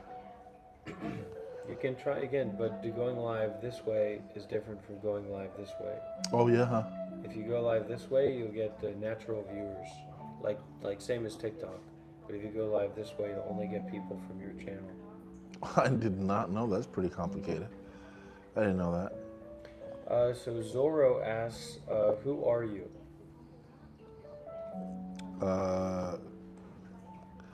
I don't know what you mean by that question. Like, just a general, who am I? Bhante Panya has been a monk for 10 years, and he's been a monk in Cambodia, in Taiwan. He's ordained in the Theravada and the Mahayana, so he's very experienced in Buddhism and monastic life.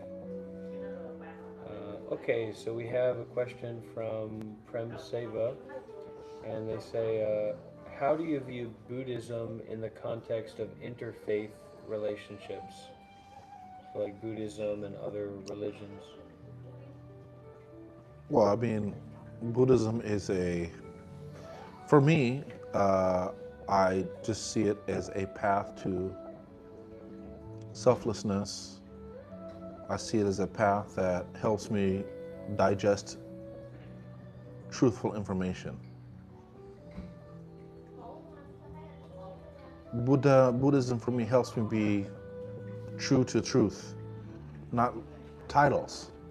Interfaith, I don't know, it just helps me be more aware of truth, whatever form it takes in, whether it be Islam, Christianity, or Hinduism, whatever. Truth is always going to be truth. So the interfaith part is, I don't know, I didn't really look at it like, I never really look at it like that. Is that what you mean? Well, I liked what you said about, it helps you how to think properly. It helps you how it's like to. a system for analyzing truth, and regardless of what the religion or the philosophy is, like practical truth or analyzing thoughts. You know, what are thoughts that should be taken refuge in or relied upon, and what are thoughts that, even though they appear, are not, you shouldn't trust it. You shouldn't make a religion out of that, an internal religion truths that might steer you away from the present moment and lead you down the path of romanticizing or fantasy. Yeah. instead of the present big moment. problem, You know, I think that Buddhism in that aspect helps me realize what I can do right here in the now, instead of waiting on things that maybe not happen in the future, or the next life, or So interfaith. I mean, Buddhism fits everywhere for me. Yeah. I mean, Buddhism is interfaith because Buddhism works in all aspects of life. And if you want to expand the element of understanding faith, you think of it faith just being religiously based. Yeah, but if you think about it like that, here, expand your understanding of faith, meaning your workplace and the car when you're driving down. You have to drive a car every single day. You have to go to work every single day. That's like a faith, man. It works also inside of all situations that require you to have a type of belief system, right? So it just helps you be a better believer in whatever it is that you are invested in, let's say. It helps you be a better practitioner of whatever you're deeply invested in.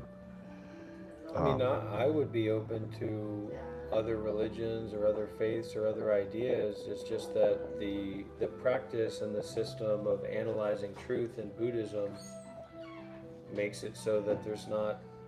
I've never heard about anything that would trigger my mind to say, okay, I'm going to go towards that. Yeah. Find something that Buddhism doesn't offer, because the well of Buddhism is just so deep. It's kind of It's pretty overwhelming. vast, yeah. And you're not. The well of Buddhism is so deep, and you don't have to be anybody. You just have to be the best version of you. I don't have to have the title. Remember, the title is what's putting you in the box. You don't need to have a title. You just need to be the best version of you and to put your best good deeds, good thoughts, good actions forward before the titles. Buddha himself was not a Buddhist. He was the best version of himself. Buddha didn't walk around and be like, I'm a Buddhist. He was just being himself, the best version of himself. And that's what people need to realize more than anything else. If Buddha was walking around being the best version of himself, then what about you? That means you should also be doing the best, presenting and cultivating the best version of you as well. So we have another question. Is initiation by a genuine teacher important, or can I attain a certain level of enlightenment simply by reading and practicing the Buddha's teachings? I think for me personally, both. Yeah. Both. You need to practice by yourself. I mean, I didn't start off as a monk. I practiced for a while and learned how to do certain aspects before I became a monk. And I took the proper ordination and path to ordination, and then became a monk afterwards. But that was just to make it official, so I wouldn't be claiming, I wouldn't be out here being a fraud. So it's just same as any other job. You have to apply for a position that you're looking for. But that doesn't mean you can't practice. Say, for example, you want to be a police officer. It doesn't mean you start jogging and exercising and learning about the law after you become a police officer. No, you start from before. And it's going to help you. All the things that you practice and work for before is going to help you in the long run. Then after you go ahead and take the course, take the exam, you become a police officer, and you're good. It helps. Both of them help. Yeah, and what I'd add to that is that this practice of spirituality or deep mind work is not just to exercise in one thing. So it's not like just exercising concentration or just exercising relaxation. It's more like a sport, and Yeah. so, or a job, and so if you're going to be a police officer, you're going to be with other police officers, and you're going to learn from them. Yeah. If you want to play basketball, you're going to play basketball with other basketball players. You're going to learn from them. It's collaborative, it's cooperative, and anyone who has some success on the path is someone who's taken refuge in Sangha for better or for worse. You know, everybody has different positive qualities, and even if somebody's not that great of a monk or a practitioner, if they've given their attention and their focus and their life to it in some degree, and we spend time with them, we're going to be able to pick up on some of those energies and some of those inner dynamics, and it's going to empower us. You know, and being around a real Dharma master is all the better. But a lot of the times people are talking about, you know, not, you know, maybe just practicing alone, but they're not really considering about the benefits of a great master or a great teacher or an expert and what it means to be around them.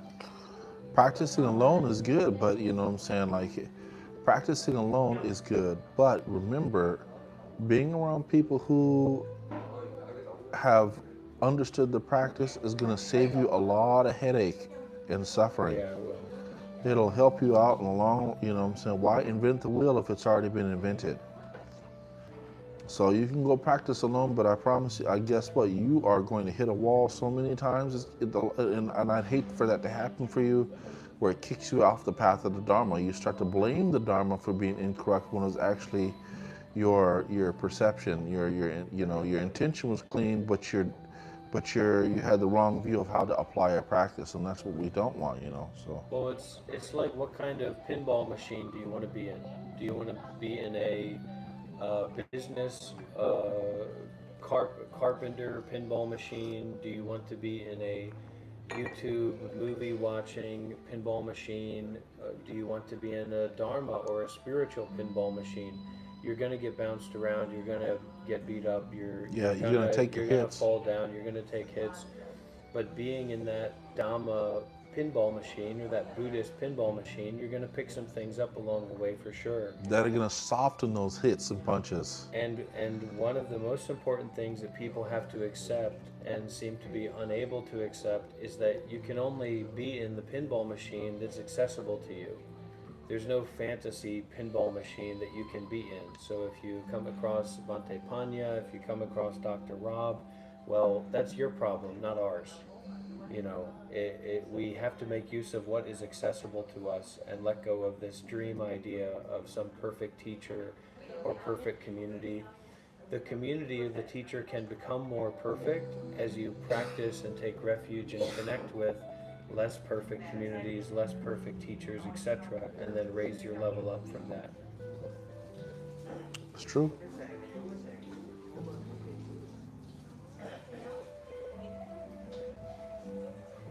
You got those spandex, dude. Where'd you get those at? You got them here? Yeah, probably in Vietnam. You did get them in Vietnam? I'm gonna have to get a They're pair. chafing, Yeah, I need that. fly chafing. I need to get a pair of those. Was it expensive? They have them at the, there's a sports store in the malls. Ah. Big sports store with all kinds of sports stuff. You can come and visit where me and Hung live, Oh, and okay. we can get Are you guys there in D2? in District 9.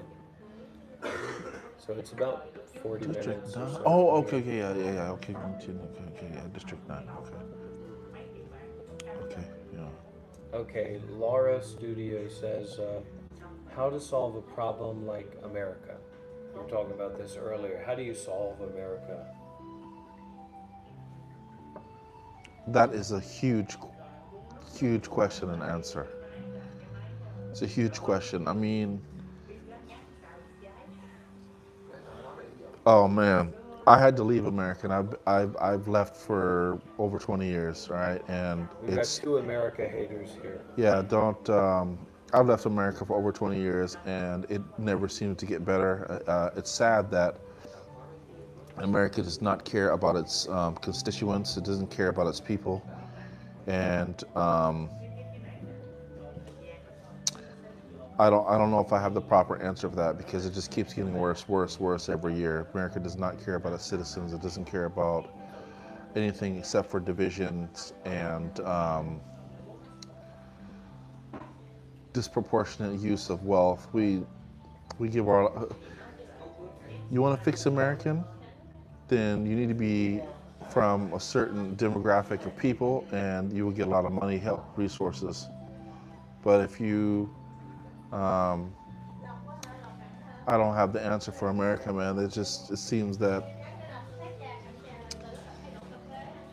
it just seems to fail all of us, all Americans, black, white, doesn't matter what. It's failing us all right now. And We're what I out did, doing these wars. How do I benefit from it? How do you benefit as American citizen? How do you benefit? We don't. It's terrible. It's disgusting. My rent is high. I can't even afford. Up on the West Coast, you know, it's about $5 to $7 a gallon. So I mean, like, you know what I'm saying? We can't afford food. You know, there is no debt relief for university students, but we're paying other countries that we're supposed to be in cahoots with, and they have free debt relief. They have free college, free tuition. Every year they get a stipend. They're getting, from each state, we pay billions of dollars to a state that supports a genocide, and it's just, I can't, America it's just sad. It's very, very saddening, very, very saddening, you know. I want to go home. I want to live in my home. I want to have one job so I can support myself, and I can't. It's just terrible. I don't want to have to deal with that. It's sad. and I think about all of the people as well that are, you know, in their 50s or 60s, and like my parents' generation, and they don't own a home. They're only able to operate through debt. You know, they're in all this kind of debt, and it's a little bit hard for me to imagine living that way at this point. And Capitalism doesn't work. I'm sorry. It's not working. Capitalism's not working. I'm not a political person, but I can really tell you that system is not working. We don't care about each other. Everyone is just a number. And it doesn't have to be that way, but greed is the system that works in America. It's just corporate greed and just personal greed. We don't care about each other. There's no, you know, happiness. We can't find, just, it's not working. So that's why I probably started my first travels, to find out it was the rest of the world like that. I want to live in a place where it's okay to be happy. It's okay to smile. I don't have to fake smile. I don't want to do that. I want to go to a place where family is important. we were talking a little bit about the kind of how in the mental structure of how Americans operate, there's this like very deep violence. Oh my goodness, man. Like just in common day, common life, like people are always targeting each other and trying to dismantle each other, or be very deeply aggressive. Every day in America, you have to actually accept that. And you're a black man, so I can't. You have kind of an insider view about this stuff. It's gotten to the point where it's even outside of. Right, it's everyone. It's for It's towards everyone, the everybody. have and have-nots. Yeah. You know, at the beginning was, you know, I have to worry about racism and the judicial system trying to beat me down, which is true. Now it's even got to the point where any American citizen, no matter what age, I have to factor in my daily life that maybe I go to the gas station to pump my gas and somebody blows the back of my head off. That's a possibility. That I send my niece, my nephew, my daughter, my son to school, and a mass shooter is going to take the lives of my children and other people's children, and I have to actually think about that and contemplate that in my mind in the morning? That's normal? That's not normal. That is not normal, and no one should ever even have to think about that when they wake up in the morning, that this is a possibility. Normal. That this is normal. Are you insane? That's not normal. That I have to actually be worried when I'm going to the parking lot to go to the grocery store that some tweaker is gonna stab me in the neck for a cell phone. And then he's not even gonna realize what he did it for. harming people, beating people because they honk the horn. You really, that's something that you accept as being normal life? That's not normal. You're sick, America, you're sick. You have a toxic, disgusting disease and you're trying to spread that to other nations? And then you try to vilify these so-called third world nations? These aren't third world, these guys are like first world.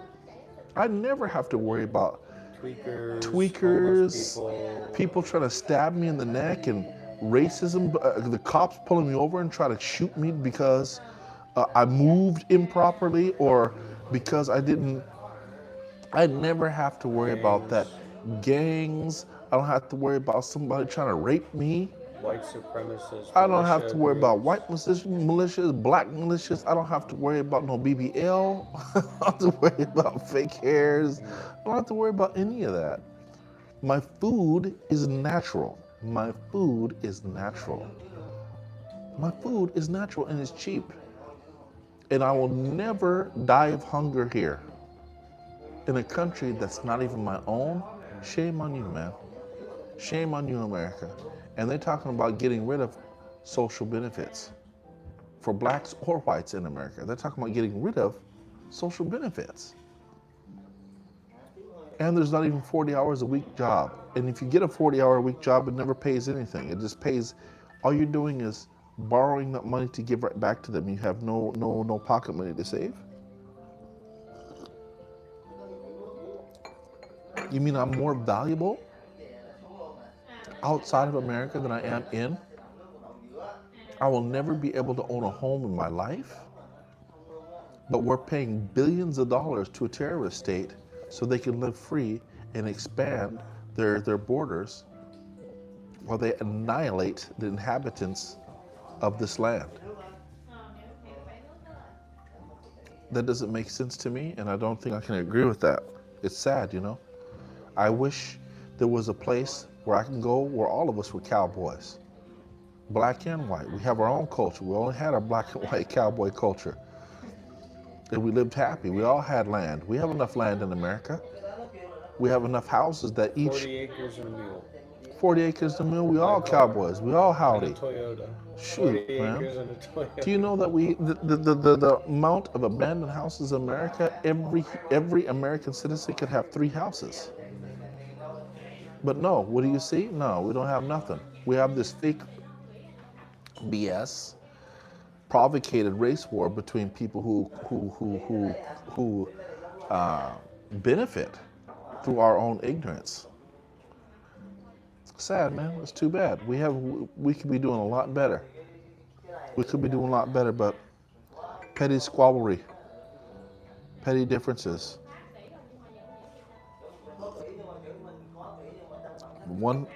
People still blaming Obama for things.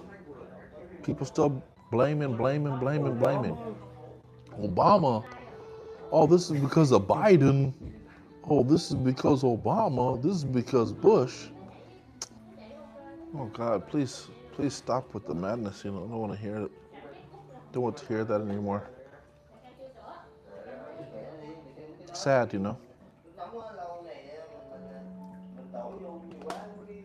We don't have any factories. We're not producing anything. And what we produce has nothing, it doesn't benefit the American citizen. We produce weapons of mass destruction and give it to the world. We're not producing fruit, cotton, or shirts or something that the regular layperson, the regular American citizen can benefit from. It's hard to get cotton in America. All the clothes are made of plastic. Oh yeah, made from plastic. And the thing is, who's owning all these? These big corporations own the plastics and all these weaponry and chemicals. But you and I, something that we could, mass produce and, benefit from. No, they don't need that. They've outsourced that to other countries. But the stuff that me and you know.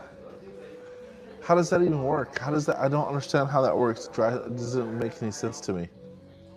No country does that. Only America. America's gone, buddy. America is done. America's finished. obesity, and what's in America? Just obesity and debauchery. Yeah. Obesity, debauchery, mayhem, decrepancy, just decadence, a decadent lifestyle. Confusion on top of confusion on confusion. That's all we have left.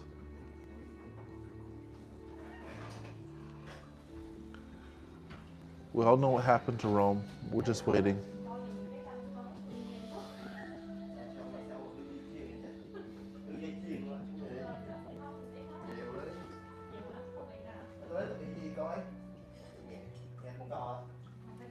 Got any questions on there?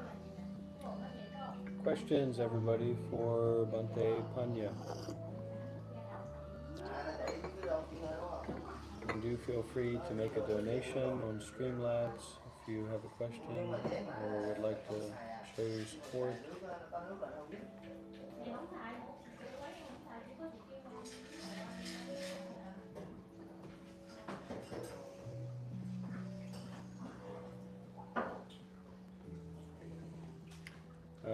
So Angel of Thunder says, what is the best way to view suffering and betrayal? We were talking about that earlier, betrayal and suffering.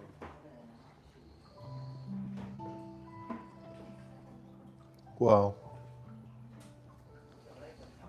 the good thing is both are temporary.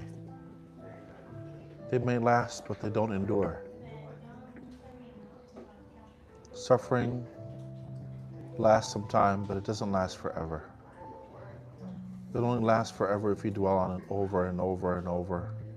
Same with betrayal. It takes some time. It just takes a little bit of time. And remember, betrayal will teach you how to become more wiser.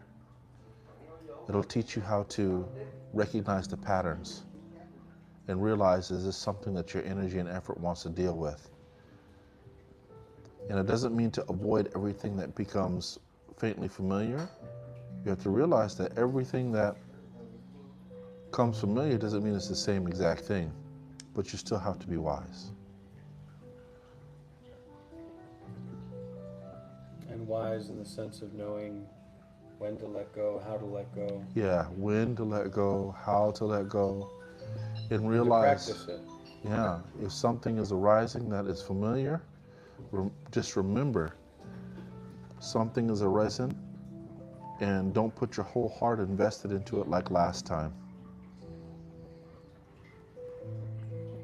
It'll teach you how to be a little more independent, more reserved, or it could teach you how to be a little more assertive and dynamic to your approach. Betrayal is difficult. Okay, another question from Gordo. What does the phrase, if you see the Buddha, kill the Buddha mean? Oh, that's funny you said that. I just was talking about that today. And that doesn't mean the person. It doesn't mean the regular person, the Buddha. What that is talking about is metaphorically. It doesn't mean kill Siddhartha. Yeah, it doesn't mean like if you see the Buddha, just go ahead and try to knife him or anything. It's just talking about if you see perfection, I guess, I don't know how to say that. Ideal, the sense of perfection. Yeah, the sense of perfection, get rid of it. Nothing is perfect. You can always improve. Yeah, so Buddha would be like the perfect version of the mind. Yeah, You have to cut through even that. Yeah, you even have to cut through of that so you can continue to elevate and go past and beyond that. I think of that as well in terms of we get a solid idea about what the situation is or who we are, who someone else is, and it's like a perfection. We think that's a perfection in the mind, but it's not perfect. It's not a perfect understanding. The world's, Should cut through that. Basically how I see it is when you think you've reached a level of enlightenment, forget about it. Yeah, that's definitely it. Yeah, when you think that you've reached a level of attainment, forget about it because it means nothing, because now it's your ego talking to you. You go crazy with that. So Yeah, many you people will. go crazy with that. They have already. They have already so many times And thinking, sometimes they stabilize and then mislead a bunch of people, and sometimes they just stay totally unstable and just, sometimes they'll get themselves hit by a cop car or something. well, I mean, even if you do reach a level of enlightenment or Buddhahood, guess what? You still have to go make your lunch. You still have to use the restroom. You still have to wash your clothes. You still have to do all the elements that you would as a regular person. So just forget about the enlightenment. It doesn't mean not to be happy. It doesn't mean that the wisdom is gone. It just means that you have conquered something which a lot of people is very hard for them to reach. But just continue on your path and keep going. Forget about enlightenment. Okay, question from Justin. What are your thoughts on self-destruction? Well, it's a really good question because you're always on self-destruction. The more you become closer to the truth, it is kind of like self-destruction, because the self-destruction I'm talking about is not to hurt and beat yourself up. It's talking about destructing the ideas that you had of yourself, the accomplishments that you thought you could not do, that you've overcome them.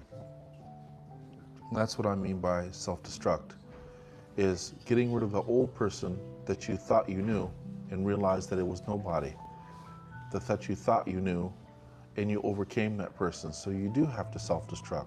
You have to get rid of this idea of who you were and who you think you are. I'm always talking about that in terms of people go through like depression or anxiety, and that's always happening in the present. But because they have this self-belief, then they believe, they have faith. It's like a religion of this self that's depressed, and then you're perpetuating that depression for days and weeks, for months, for years, when actually if you feel that suffering, that depression, that whatever it is, a big complicated thought storm, self-destruct that. Yeah. Refresh and restart. And that's the power of being around the Sangha, Yeah. is that you have all these other people that are practicing that, and they help you to dissolve that and say, okay, I'm just going to let that go. Self-destruction is a good, if you use it correctly, it's going to help you formulate a beautiful image of non-self. There's nobody there to destruct anyway. In a Buddhist term, there's nothing to destruct.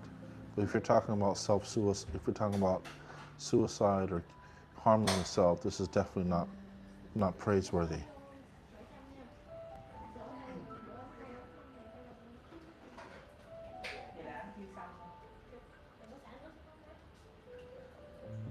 Holding on to the self might be the thing that's really stopping you from becoming the better version of you that you want to see. So yeah, self-destruction is sometimes looked at as a good thing. Here, somebody told me something that was really interesting. And they said that if you have a goal in your life that you want to achieve and want to get to, you have to step out of your own way to get to it. What is stopping you from achieving your goal? Step out of your way. Get out of your own way. It's you that's stopping you from getting there. Self-doubt, self-hate. Step out of your way, and I'm sure whatever you want will get there. It's you. I realized that in my own time too.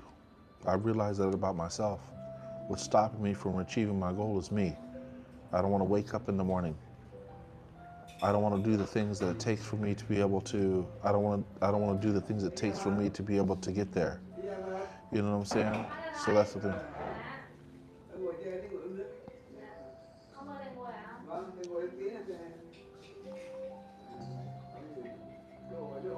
Anybody else on there?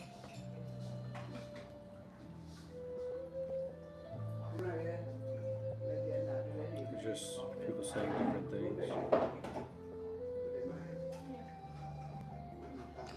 That's pretty cool, man.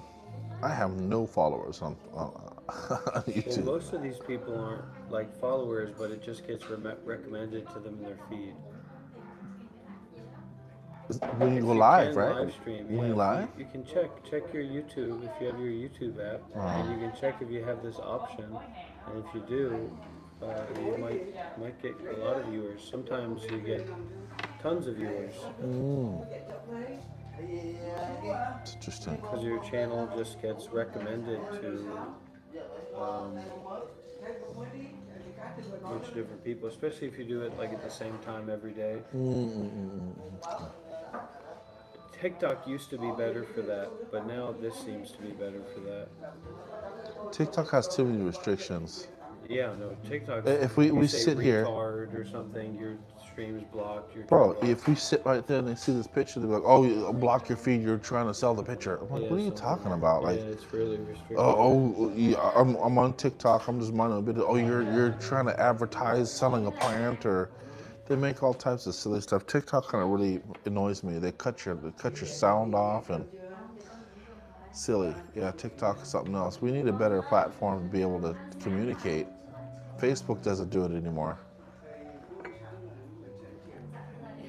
I'll try YouTube. Maybe I'll try them both. Did we try both at the same time? We just got to see if TikTok is working or not for people coming in and being given a platform. But if it's not, then don't waste your time and just try on YouTube.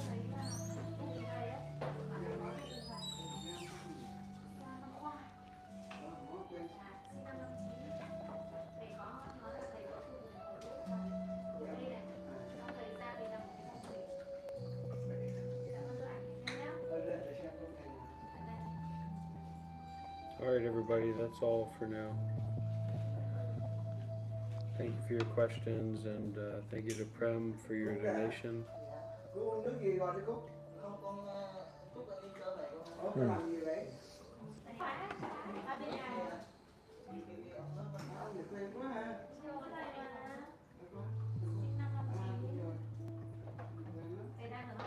It just feels so, sometimes it's so surreal. Yeah. It just seems so surreal.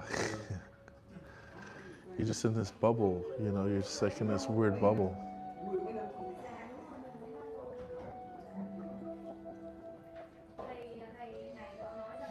It's like being inside and outside at the same time. Yeah. Sometimes the outside is more noticeable, and then sometimes the inside is more noticeable.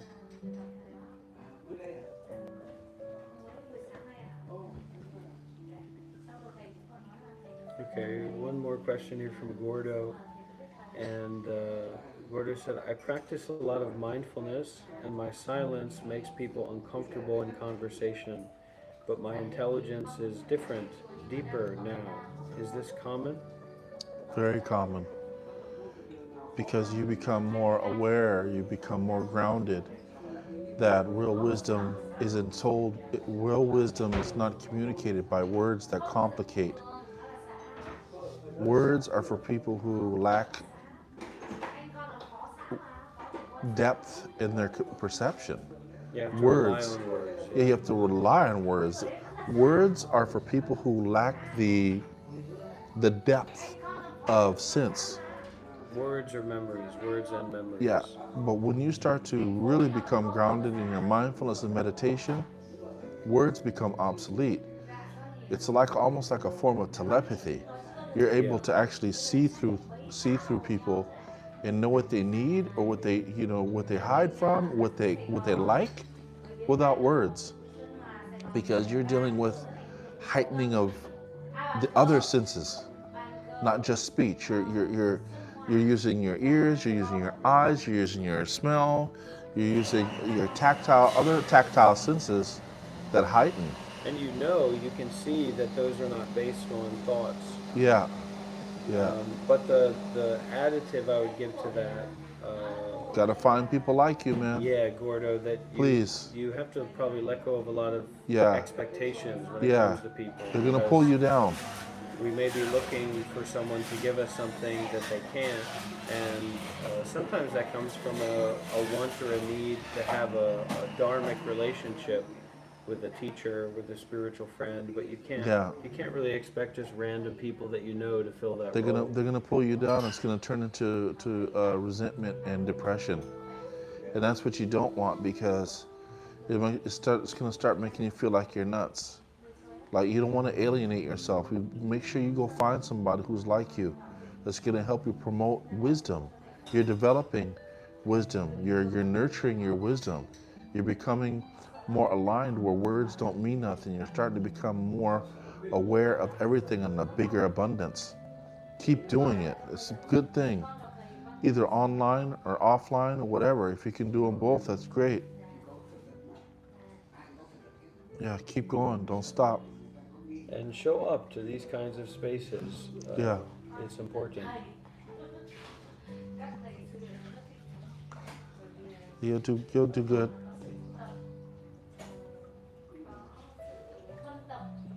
Travel if you can. If it doesn't work out, travel. Yeah, you have to be willing to leave.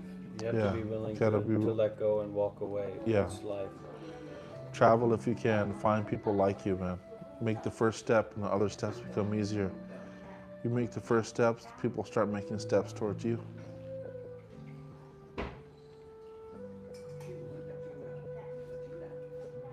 Nhưng mà chưa ai được chính xác bây giờ thầy thầy được hơn 65 rồi mà thầy đang là con tập con nhận định đúng chứ dạ con hiểu là thầy không bao giờ tự nhận mình là ở con là mình thấy là thầy đang là con tập và thêm một bước nữa là đến chính đạo. Okay, Atio says, how do you heal toxic people? You have to heal yourself, and you heal yourself, and why you have a dependency on them. You want to heal toxic people, you heal yourself and your dependency on them. That's how you heal toxic people. You heal yourself from your dependency on them. Become self-independent. And it is that simple. That's it. Yeah. It's that simple. No more dependency on them. And when you're not dependent on them, then you can be the one that's detoxifying them. Yeah. If you're in a relationship with them. Yeah. And that's one of the best things we can do if we are, like Ajahn Brahm. You know Ajahn Brahm? Oh yeah. He told the story of a woman who was like being abused by her husband, and he counseled her. He gave her some training.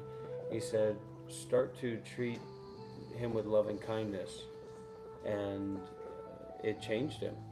He totally changed because she started to relate to him in a different way. Yeah. She started to train him instead of letting him train her with that abuse. She trained him with loving kindness.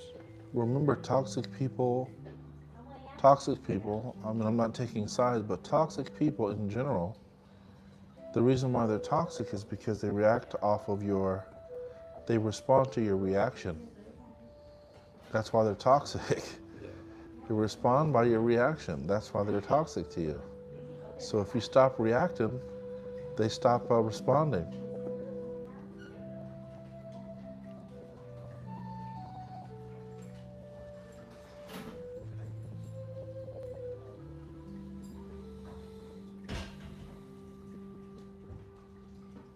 Stay away from toxic people, man. That's true.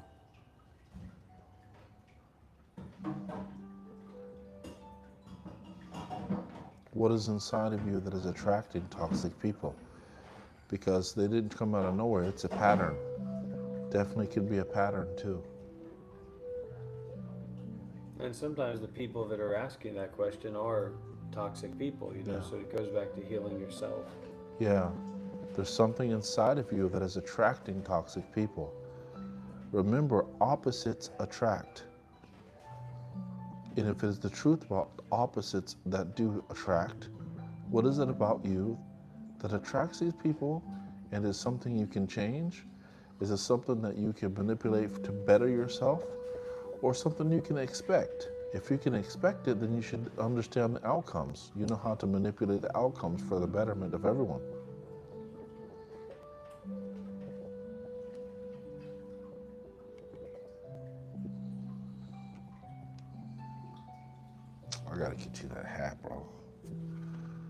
I'll get you that hat, man. You look just like the picture, so I'll try to find if I can get you that hat. What hat? Oh, the Lenin hat. A Lenin hat. Yeah, you can get me that. That'd be cool, dude, with the little red star. I'm sure you can find it in the market somewhere. I'm gonna get a ponytail and even, you know, I can do this. The and Steven pigtails and stuff. Seagal? Steven Seagal. The sure. Steven Seagal? Oh, I do. look. I do have some moves that people aren't aware of. The Steven Seagal, do it. The Steven Seagal. If the whole meditation thing doesn't work out, then I'll start doing like The body double? energy martial arts, mental martial arts. The Reiki martial arts? You wouldn't want to get hit with that. That'd be nice. I like that one.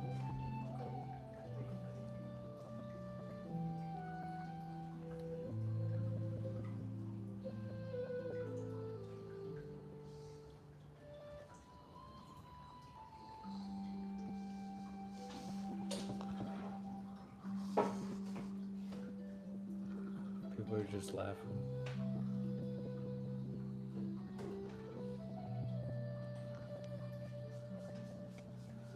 No black fatigue comments yet? No, we haven't had too many racist comments. I don't think we've had any racist comments. No black fatigue comments. Not That's the, conscious racist comments. that's the usually I hear that all the time. Oh, black fatigue or so. Black fatigue. It's like, oh God, man. Krusty Dumpster says, this is awkward. Actually, it's your mind that's awkward. Literally. That's the definition of something being awkward, is that it's an experience you're having in your own mind. Mm-hmm.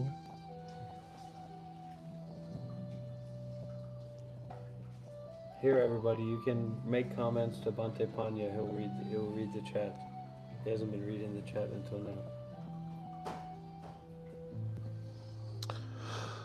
Justin here says, Justin, why do I feel empty all the time? Hard to find joy in anything. You gotta give, man. Yeah, you gotta want do to find some joy. way to give. You got to do a lot of generosity. You got to give things that mean value to people and watch them become happy because you have helped their life and you want nothing in return, just to see them happy. That want to help and that want for somebody else to be helped is joyful. It's beautiful. It's amazing, really. Yeah. It's absolutely amazing. It takes you into a whole new realm. Yeah. You lose the joy in life, man. That means you got to go out and start giving charity, food, whatever you can, even offering a nice comment to people who feel bad. That is a form of charity. Yeah, you can go out there and look for it. You go look for the suffering and look to heal it and help it. This is a really good question. We got Zoro said, how much honesty is too much honesty? Well, there's relative honesty, and then there's Dhammic honesty. So Dhammic honesty is like being true to this moment, being true to the present, being true to awareness, being true to moment by moment experiencing. And that doesn't really have anything to do with telling anybody anything else. And then relative honesty is just our way of communication, and that honesty is in your intention. So if your intention is to harm someone or manipulate someone or exploit someone, that's not much honesty, right? It's okay to be honest, but that doesn't mean you need to tell everybody all your information which causes you harm. Yeah, that's not what it's about. Yeah, you're supposed to be honest, but Be you're not. skillful. Yeah, be skillful. You have to be cordial, be skillful, and tell what needs to be told. It's like the police officer pulling you over, and then you say, officer, 3 years ago I sold drugs to a Colombian man untransported, and actually sometimes the right answer is to slow down a little bit and then speed up and drive on off. Sometimes that's honesty too, isn't it? So it's not just one way or the other. Why is small talk so draining? Well, You because shouldn't do that. Small talk is not good to do. It's small talk totally is a sign. Small talk is draining because you're searching for something bigger. Small talk is very draining. You are looking for something that has more purpose and more value. small talk is wasted energy.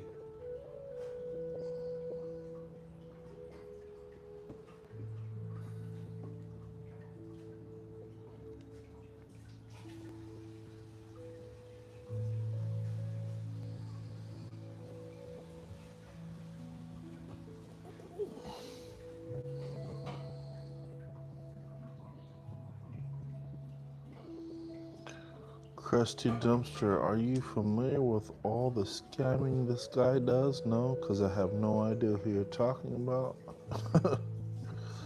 Scammer. I don't know who you're talking about.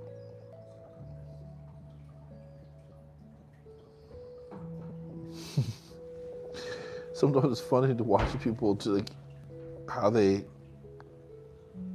talk to each other. Yeah. I just think it's Sometimes funny. we try to shut that down. and No, people no, they're are not being rude. It's just they're trying just to funny. make Just stuff up, talk to each other. yeah. Sometimes they talk to each other. I think it's kind of funny sometimes how they kind of talk. Off with your head. Yeah, I think it's kind of funny sometimes that they talk to each other.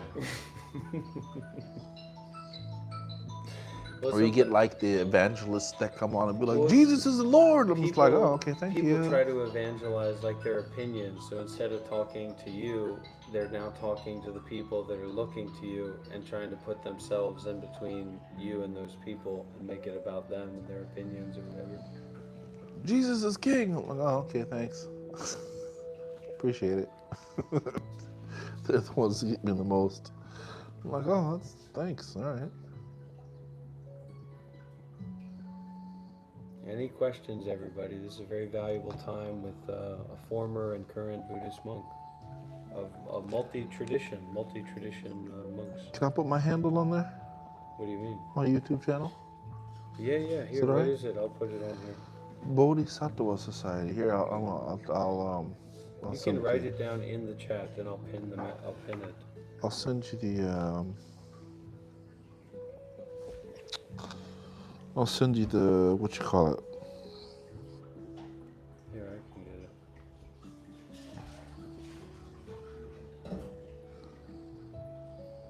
Bodhisattva Society. Yeah, here we go. Oh, I got it. I'll pin the link on it. I got your channel here.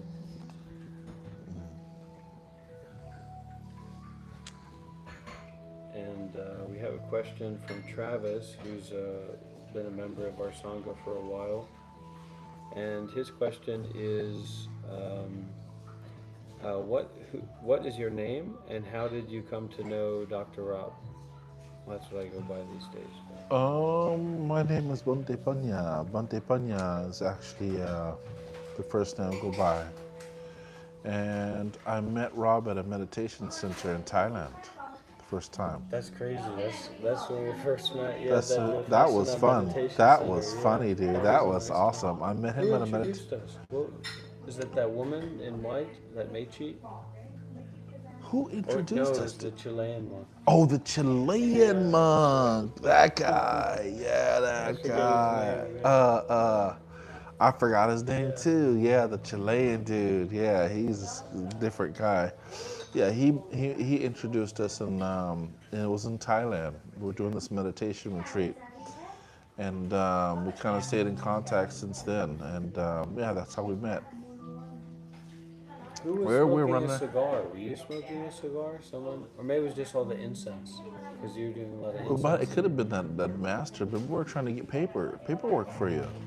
Yeah. Was for he my the one visa. smoking the cigar? Maybe. Because I thought somebody was smoking a cigar. it could have been him. Because I never smoked a cigar. I never liked cigars. Do you remember we went to that temple where walking around? Yeah. Okay, you guys, talk Bante Panya here if you have any other questions. So that was right at the beginning of after I ordained. That was like 2 months after Yeah. I ordained or something. Yeah. what was that? E.T.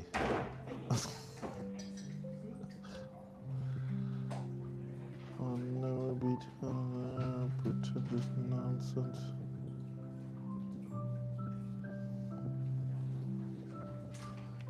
It's so weird how people they don't. I think it's weird sometimes to watch people be so upset that other people are happy. Or confused about it. Yeah, they're or confused they're why other concerned people. Yeah, about it, why are like you? they're Why are you concerned. guys happy? Why are you? What's going on here? Why are you guys happy and I'm not? What do you guys need to be happy about? And they say a bunch of weird things, and I'm just like, what bothers you about people who are happy? Why would you not want that? I just don't get it.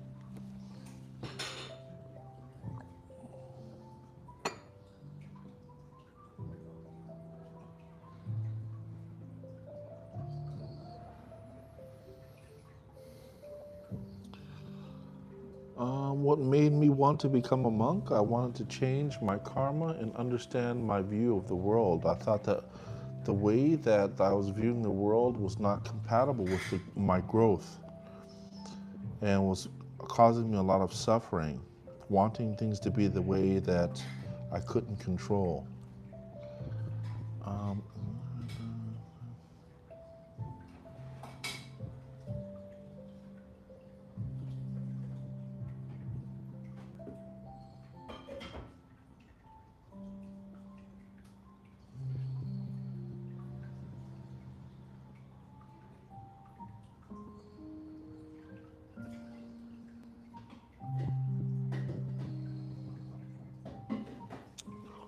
Are you an ordained monk? Yeah, go look at my site. You go look at the website and you'll see all the information is there. Go look at the YouTube channels or find me on Facebook or TikTok. Everything is documented there. Yes, ordained monk, yes.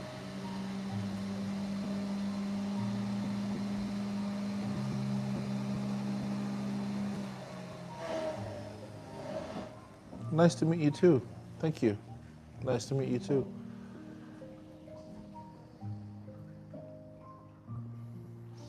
Is experiencing divine ecstasy, I think they remember say moksha,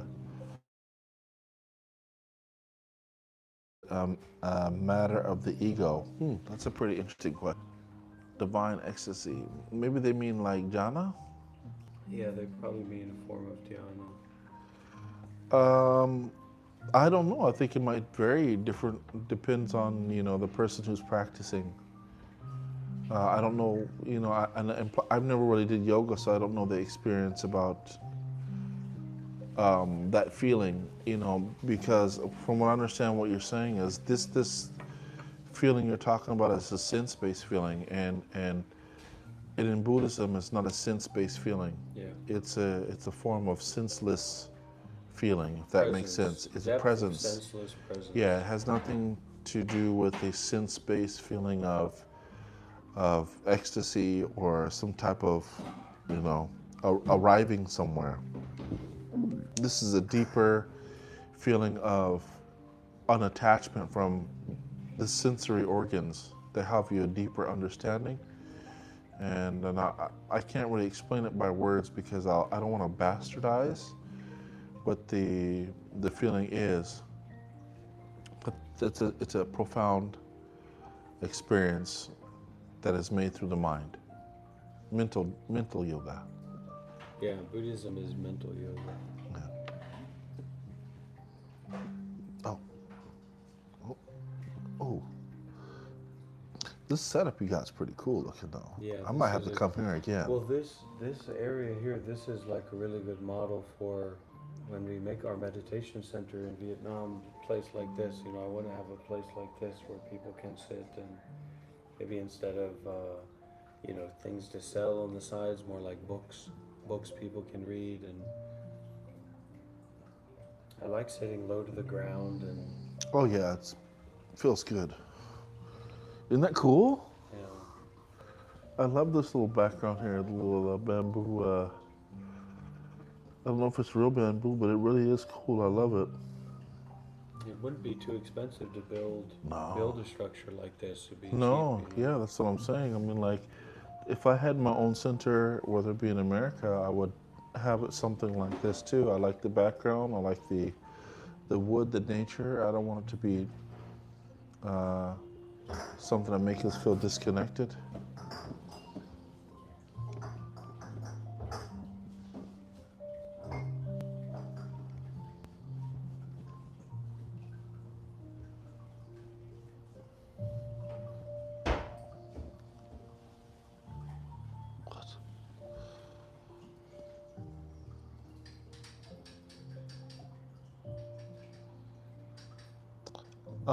It says Travish. How do you see your Dharma practice enrich your daily physical or sense life? Well, it makes me more in tune and it gives me a lot of compassion, you know. As far as my daily practice, it helps me realize that it's not that serious, man. It really isn't. Don't take life very serious because it really doesn't take you serious at all. And at a drop of a dime, we could lose our life. So don't take it so serious, man, really. Be happy with what you do, and what you do, make sure you're going to be happy. Be compassionate and love as many people as you can. And even love the people that you hate, but it doesn't mean you need to be buddies with them and holding hands and kumbaya. That means you give them the space that they need to have. And just be filled with more love than you do with animosity towards others. That's a really good thing that you should be doing. And that, at least for me, you know, smile more, cry less. And if you do end up in a situation where you're crying, it's crying because you have changed from your bad behaviors to good. So that is something that I do think about that a lot, is that, you know, I'm better off now than I was from before. And the ideas and the capacity to change is always, it's there, you know. Well, one of the biggest things that I've noticed in terms of progress and development is the buoyancy, or the ability to come back to the fresh mind, to the open mind, to the new beginning. Whereas before, you know, maybe we would do something that didn't align with our values, related to an addiction or a bad habit pattern in the mind, and it would be days of stress and anxiety or worry or fear, and seeing how that can change to just moments. Yeah, that's true. Also with anger and conflict, how it can be so easily gotten free of. Well, if you think about anger or any other type of ill feelings you have, Yeah. what is the outcome that is going to happen? You think about more the outcome and how it can be avoided. You know, I can have a better day. You know, I could be doing something else other than feeding these ill intentions or ill will against someone else. You're taking. I don't remember. A fire will burn you before it burns another person. That's another thing you have to keep in mind. These fires burn yourself before you burn somebody else. And there's nothing more which your adversary would like is to see you on fire first. So don't let them win by seeing you out of character. Stay in character and stay being your true self. And that makes them burn up before it burns you.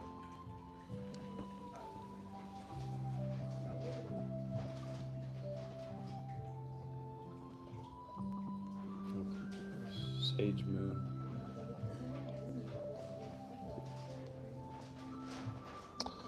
What deep truth took you longest to understand? Oh, Lord, man, that's a really good question. Is that you might love everybody, but not everybody loves you, man. That's a big one. You might love everybody, but everybody doesn't love you. The longest to understand is that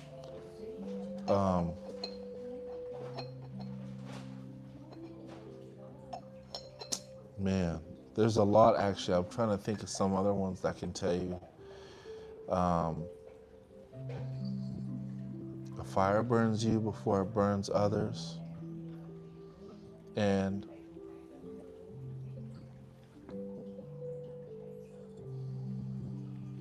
Where's the nearest toilet? outside and to the right. I guess I could say other things that I learned in the practice that that really changed my perception and view and how I deal with certain information, certain feelings. Is that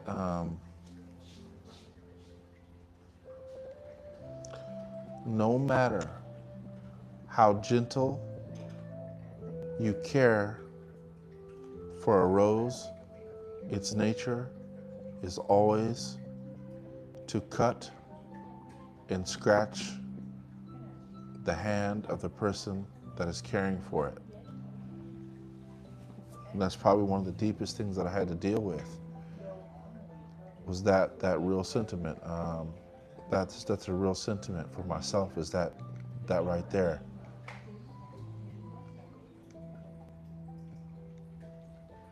Yeah.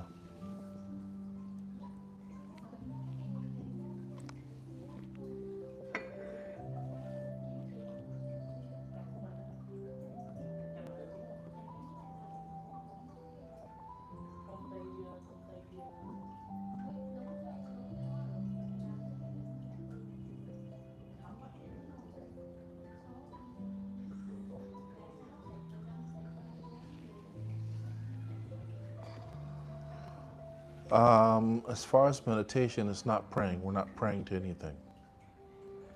It's not about praying with your eyes closed and looking up into the stars.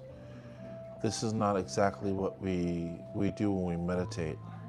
Is enter a state of chanting. This is about going deep within the self, within our breath and our breathing, and letting go of these concepts and ideas that stops us from being a better person, and to become one with the breath. And when we become one with the breath, it is to realize that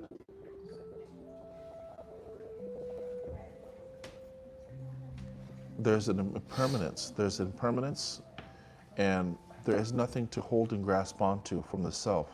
We are not the self. We are just a depiction of the self, but it's not really us. So it's not like we're praying. We don't pray to anything. We realize the truth for what it is, and we don't give embellishments to the truth, and we meditate and sit in this calmness, sitting in calmness and being our own sanctuary. Just for a few moments make a difference.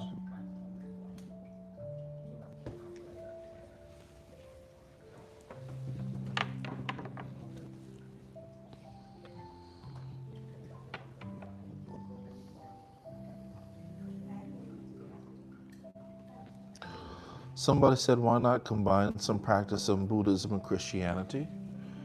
I mean, I don't see why you cannot.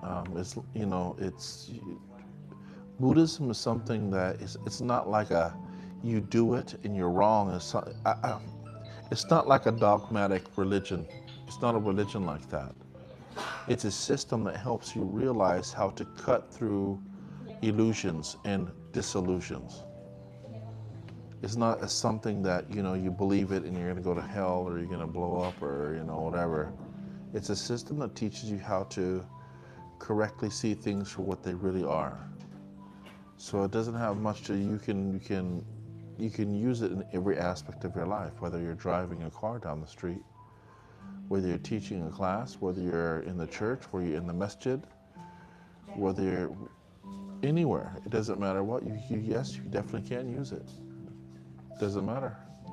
It doesn't require you to be a Buddhist per se. You can use it in the church, you can use it in the masjid, you can use it anywhere.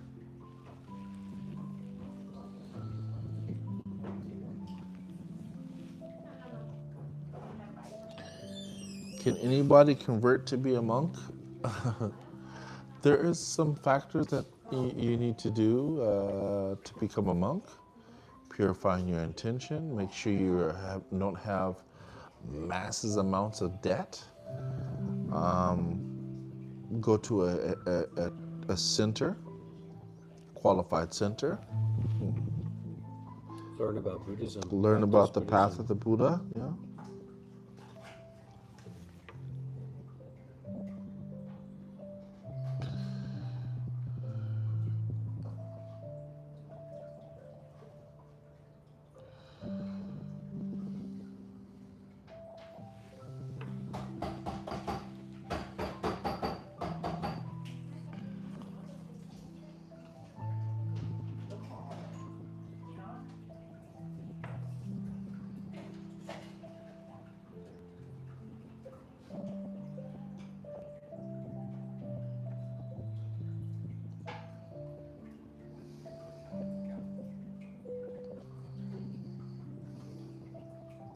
You ever been to China yet? No, I haven't. I kind of want to visit. I'm interested to see what it's like there. Yeah, we should go together. Dude, I've been wanting to go there just to do some sightseeing, you know. I'd really like to see what that's like. Interesting. All right, everybody, we're going to end here.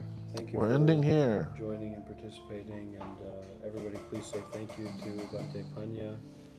Please express your gratitude to this friend of the path that we have here. All right, take care of yourselves, everybody. Bye.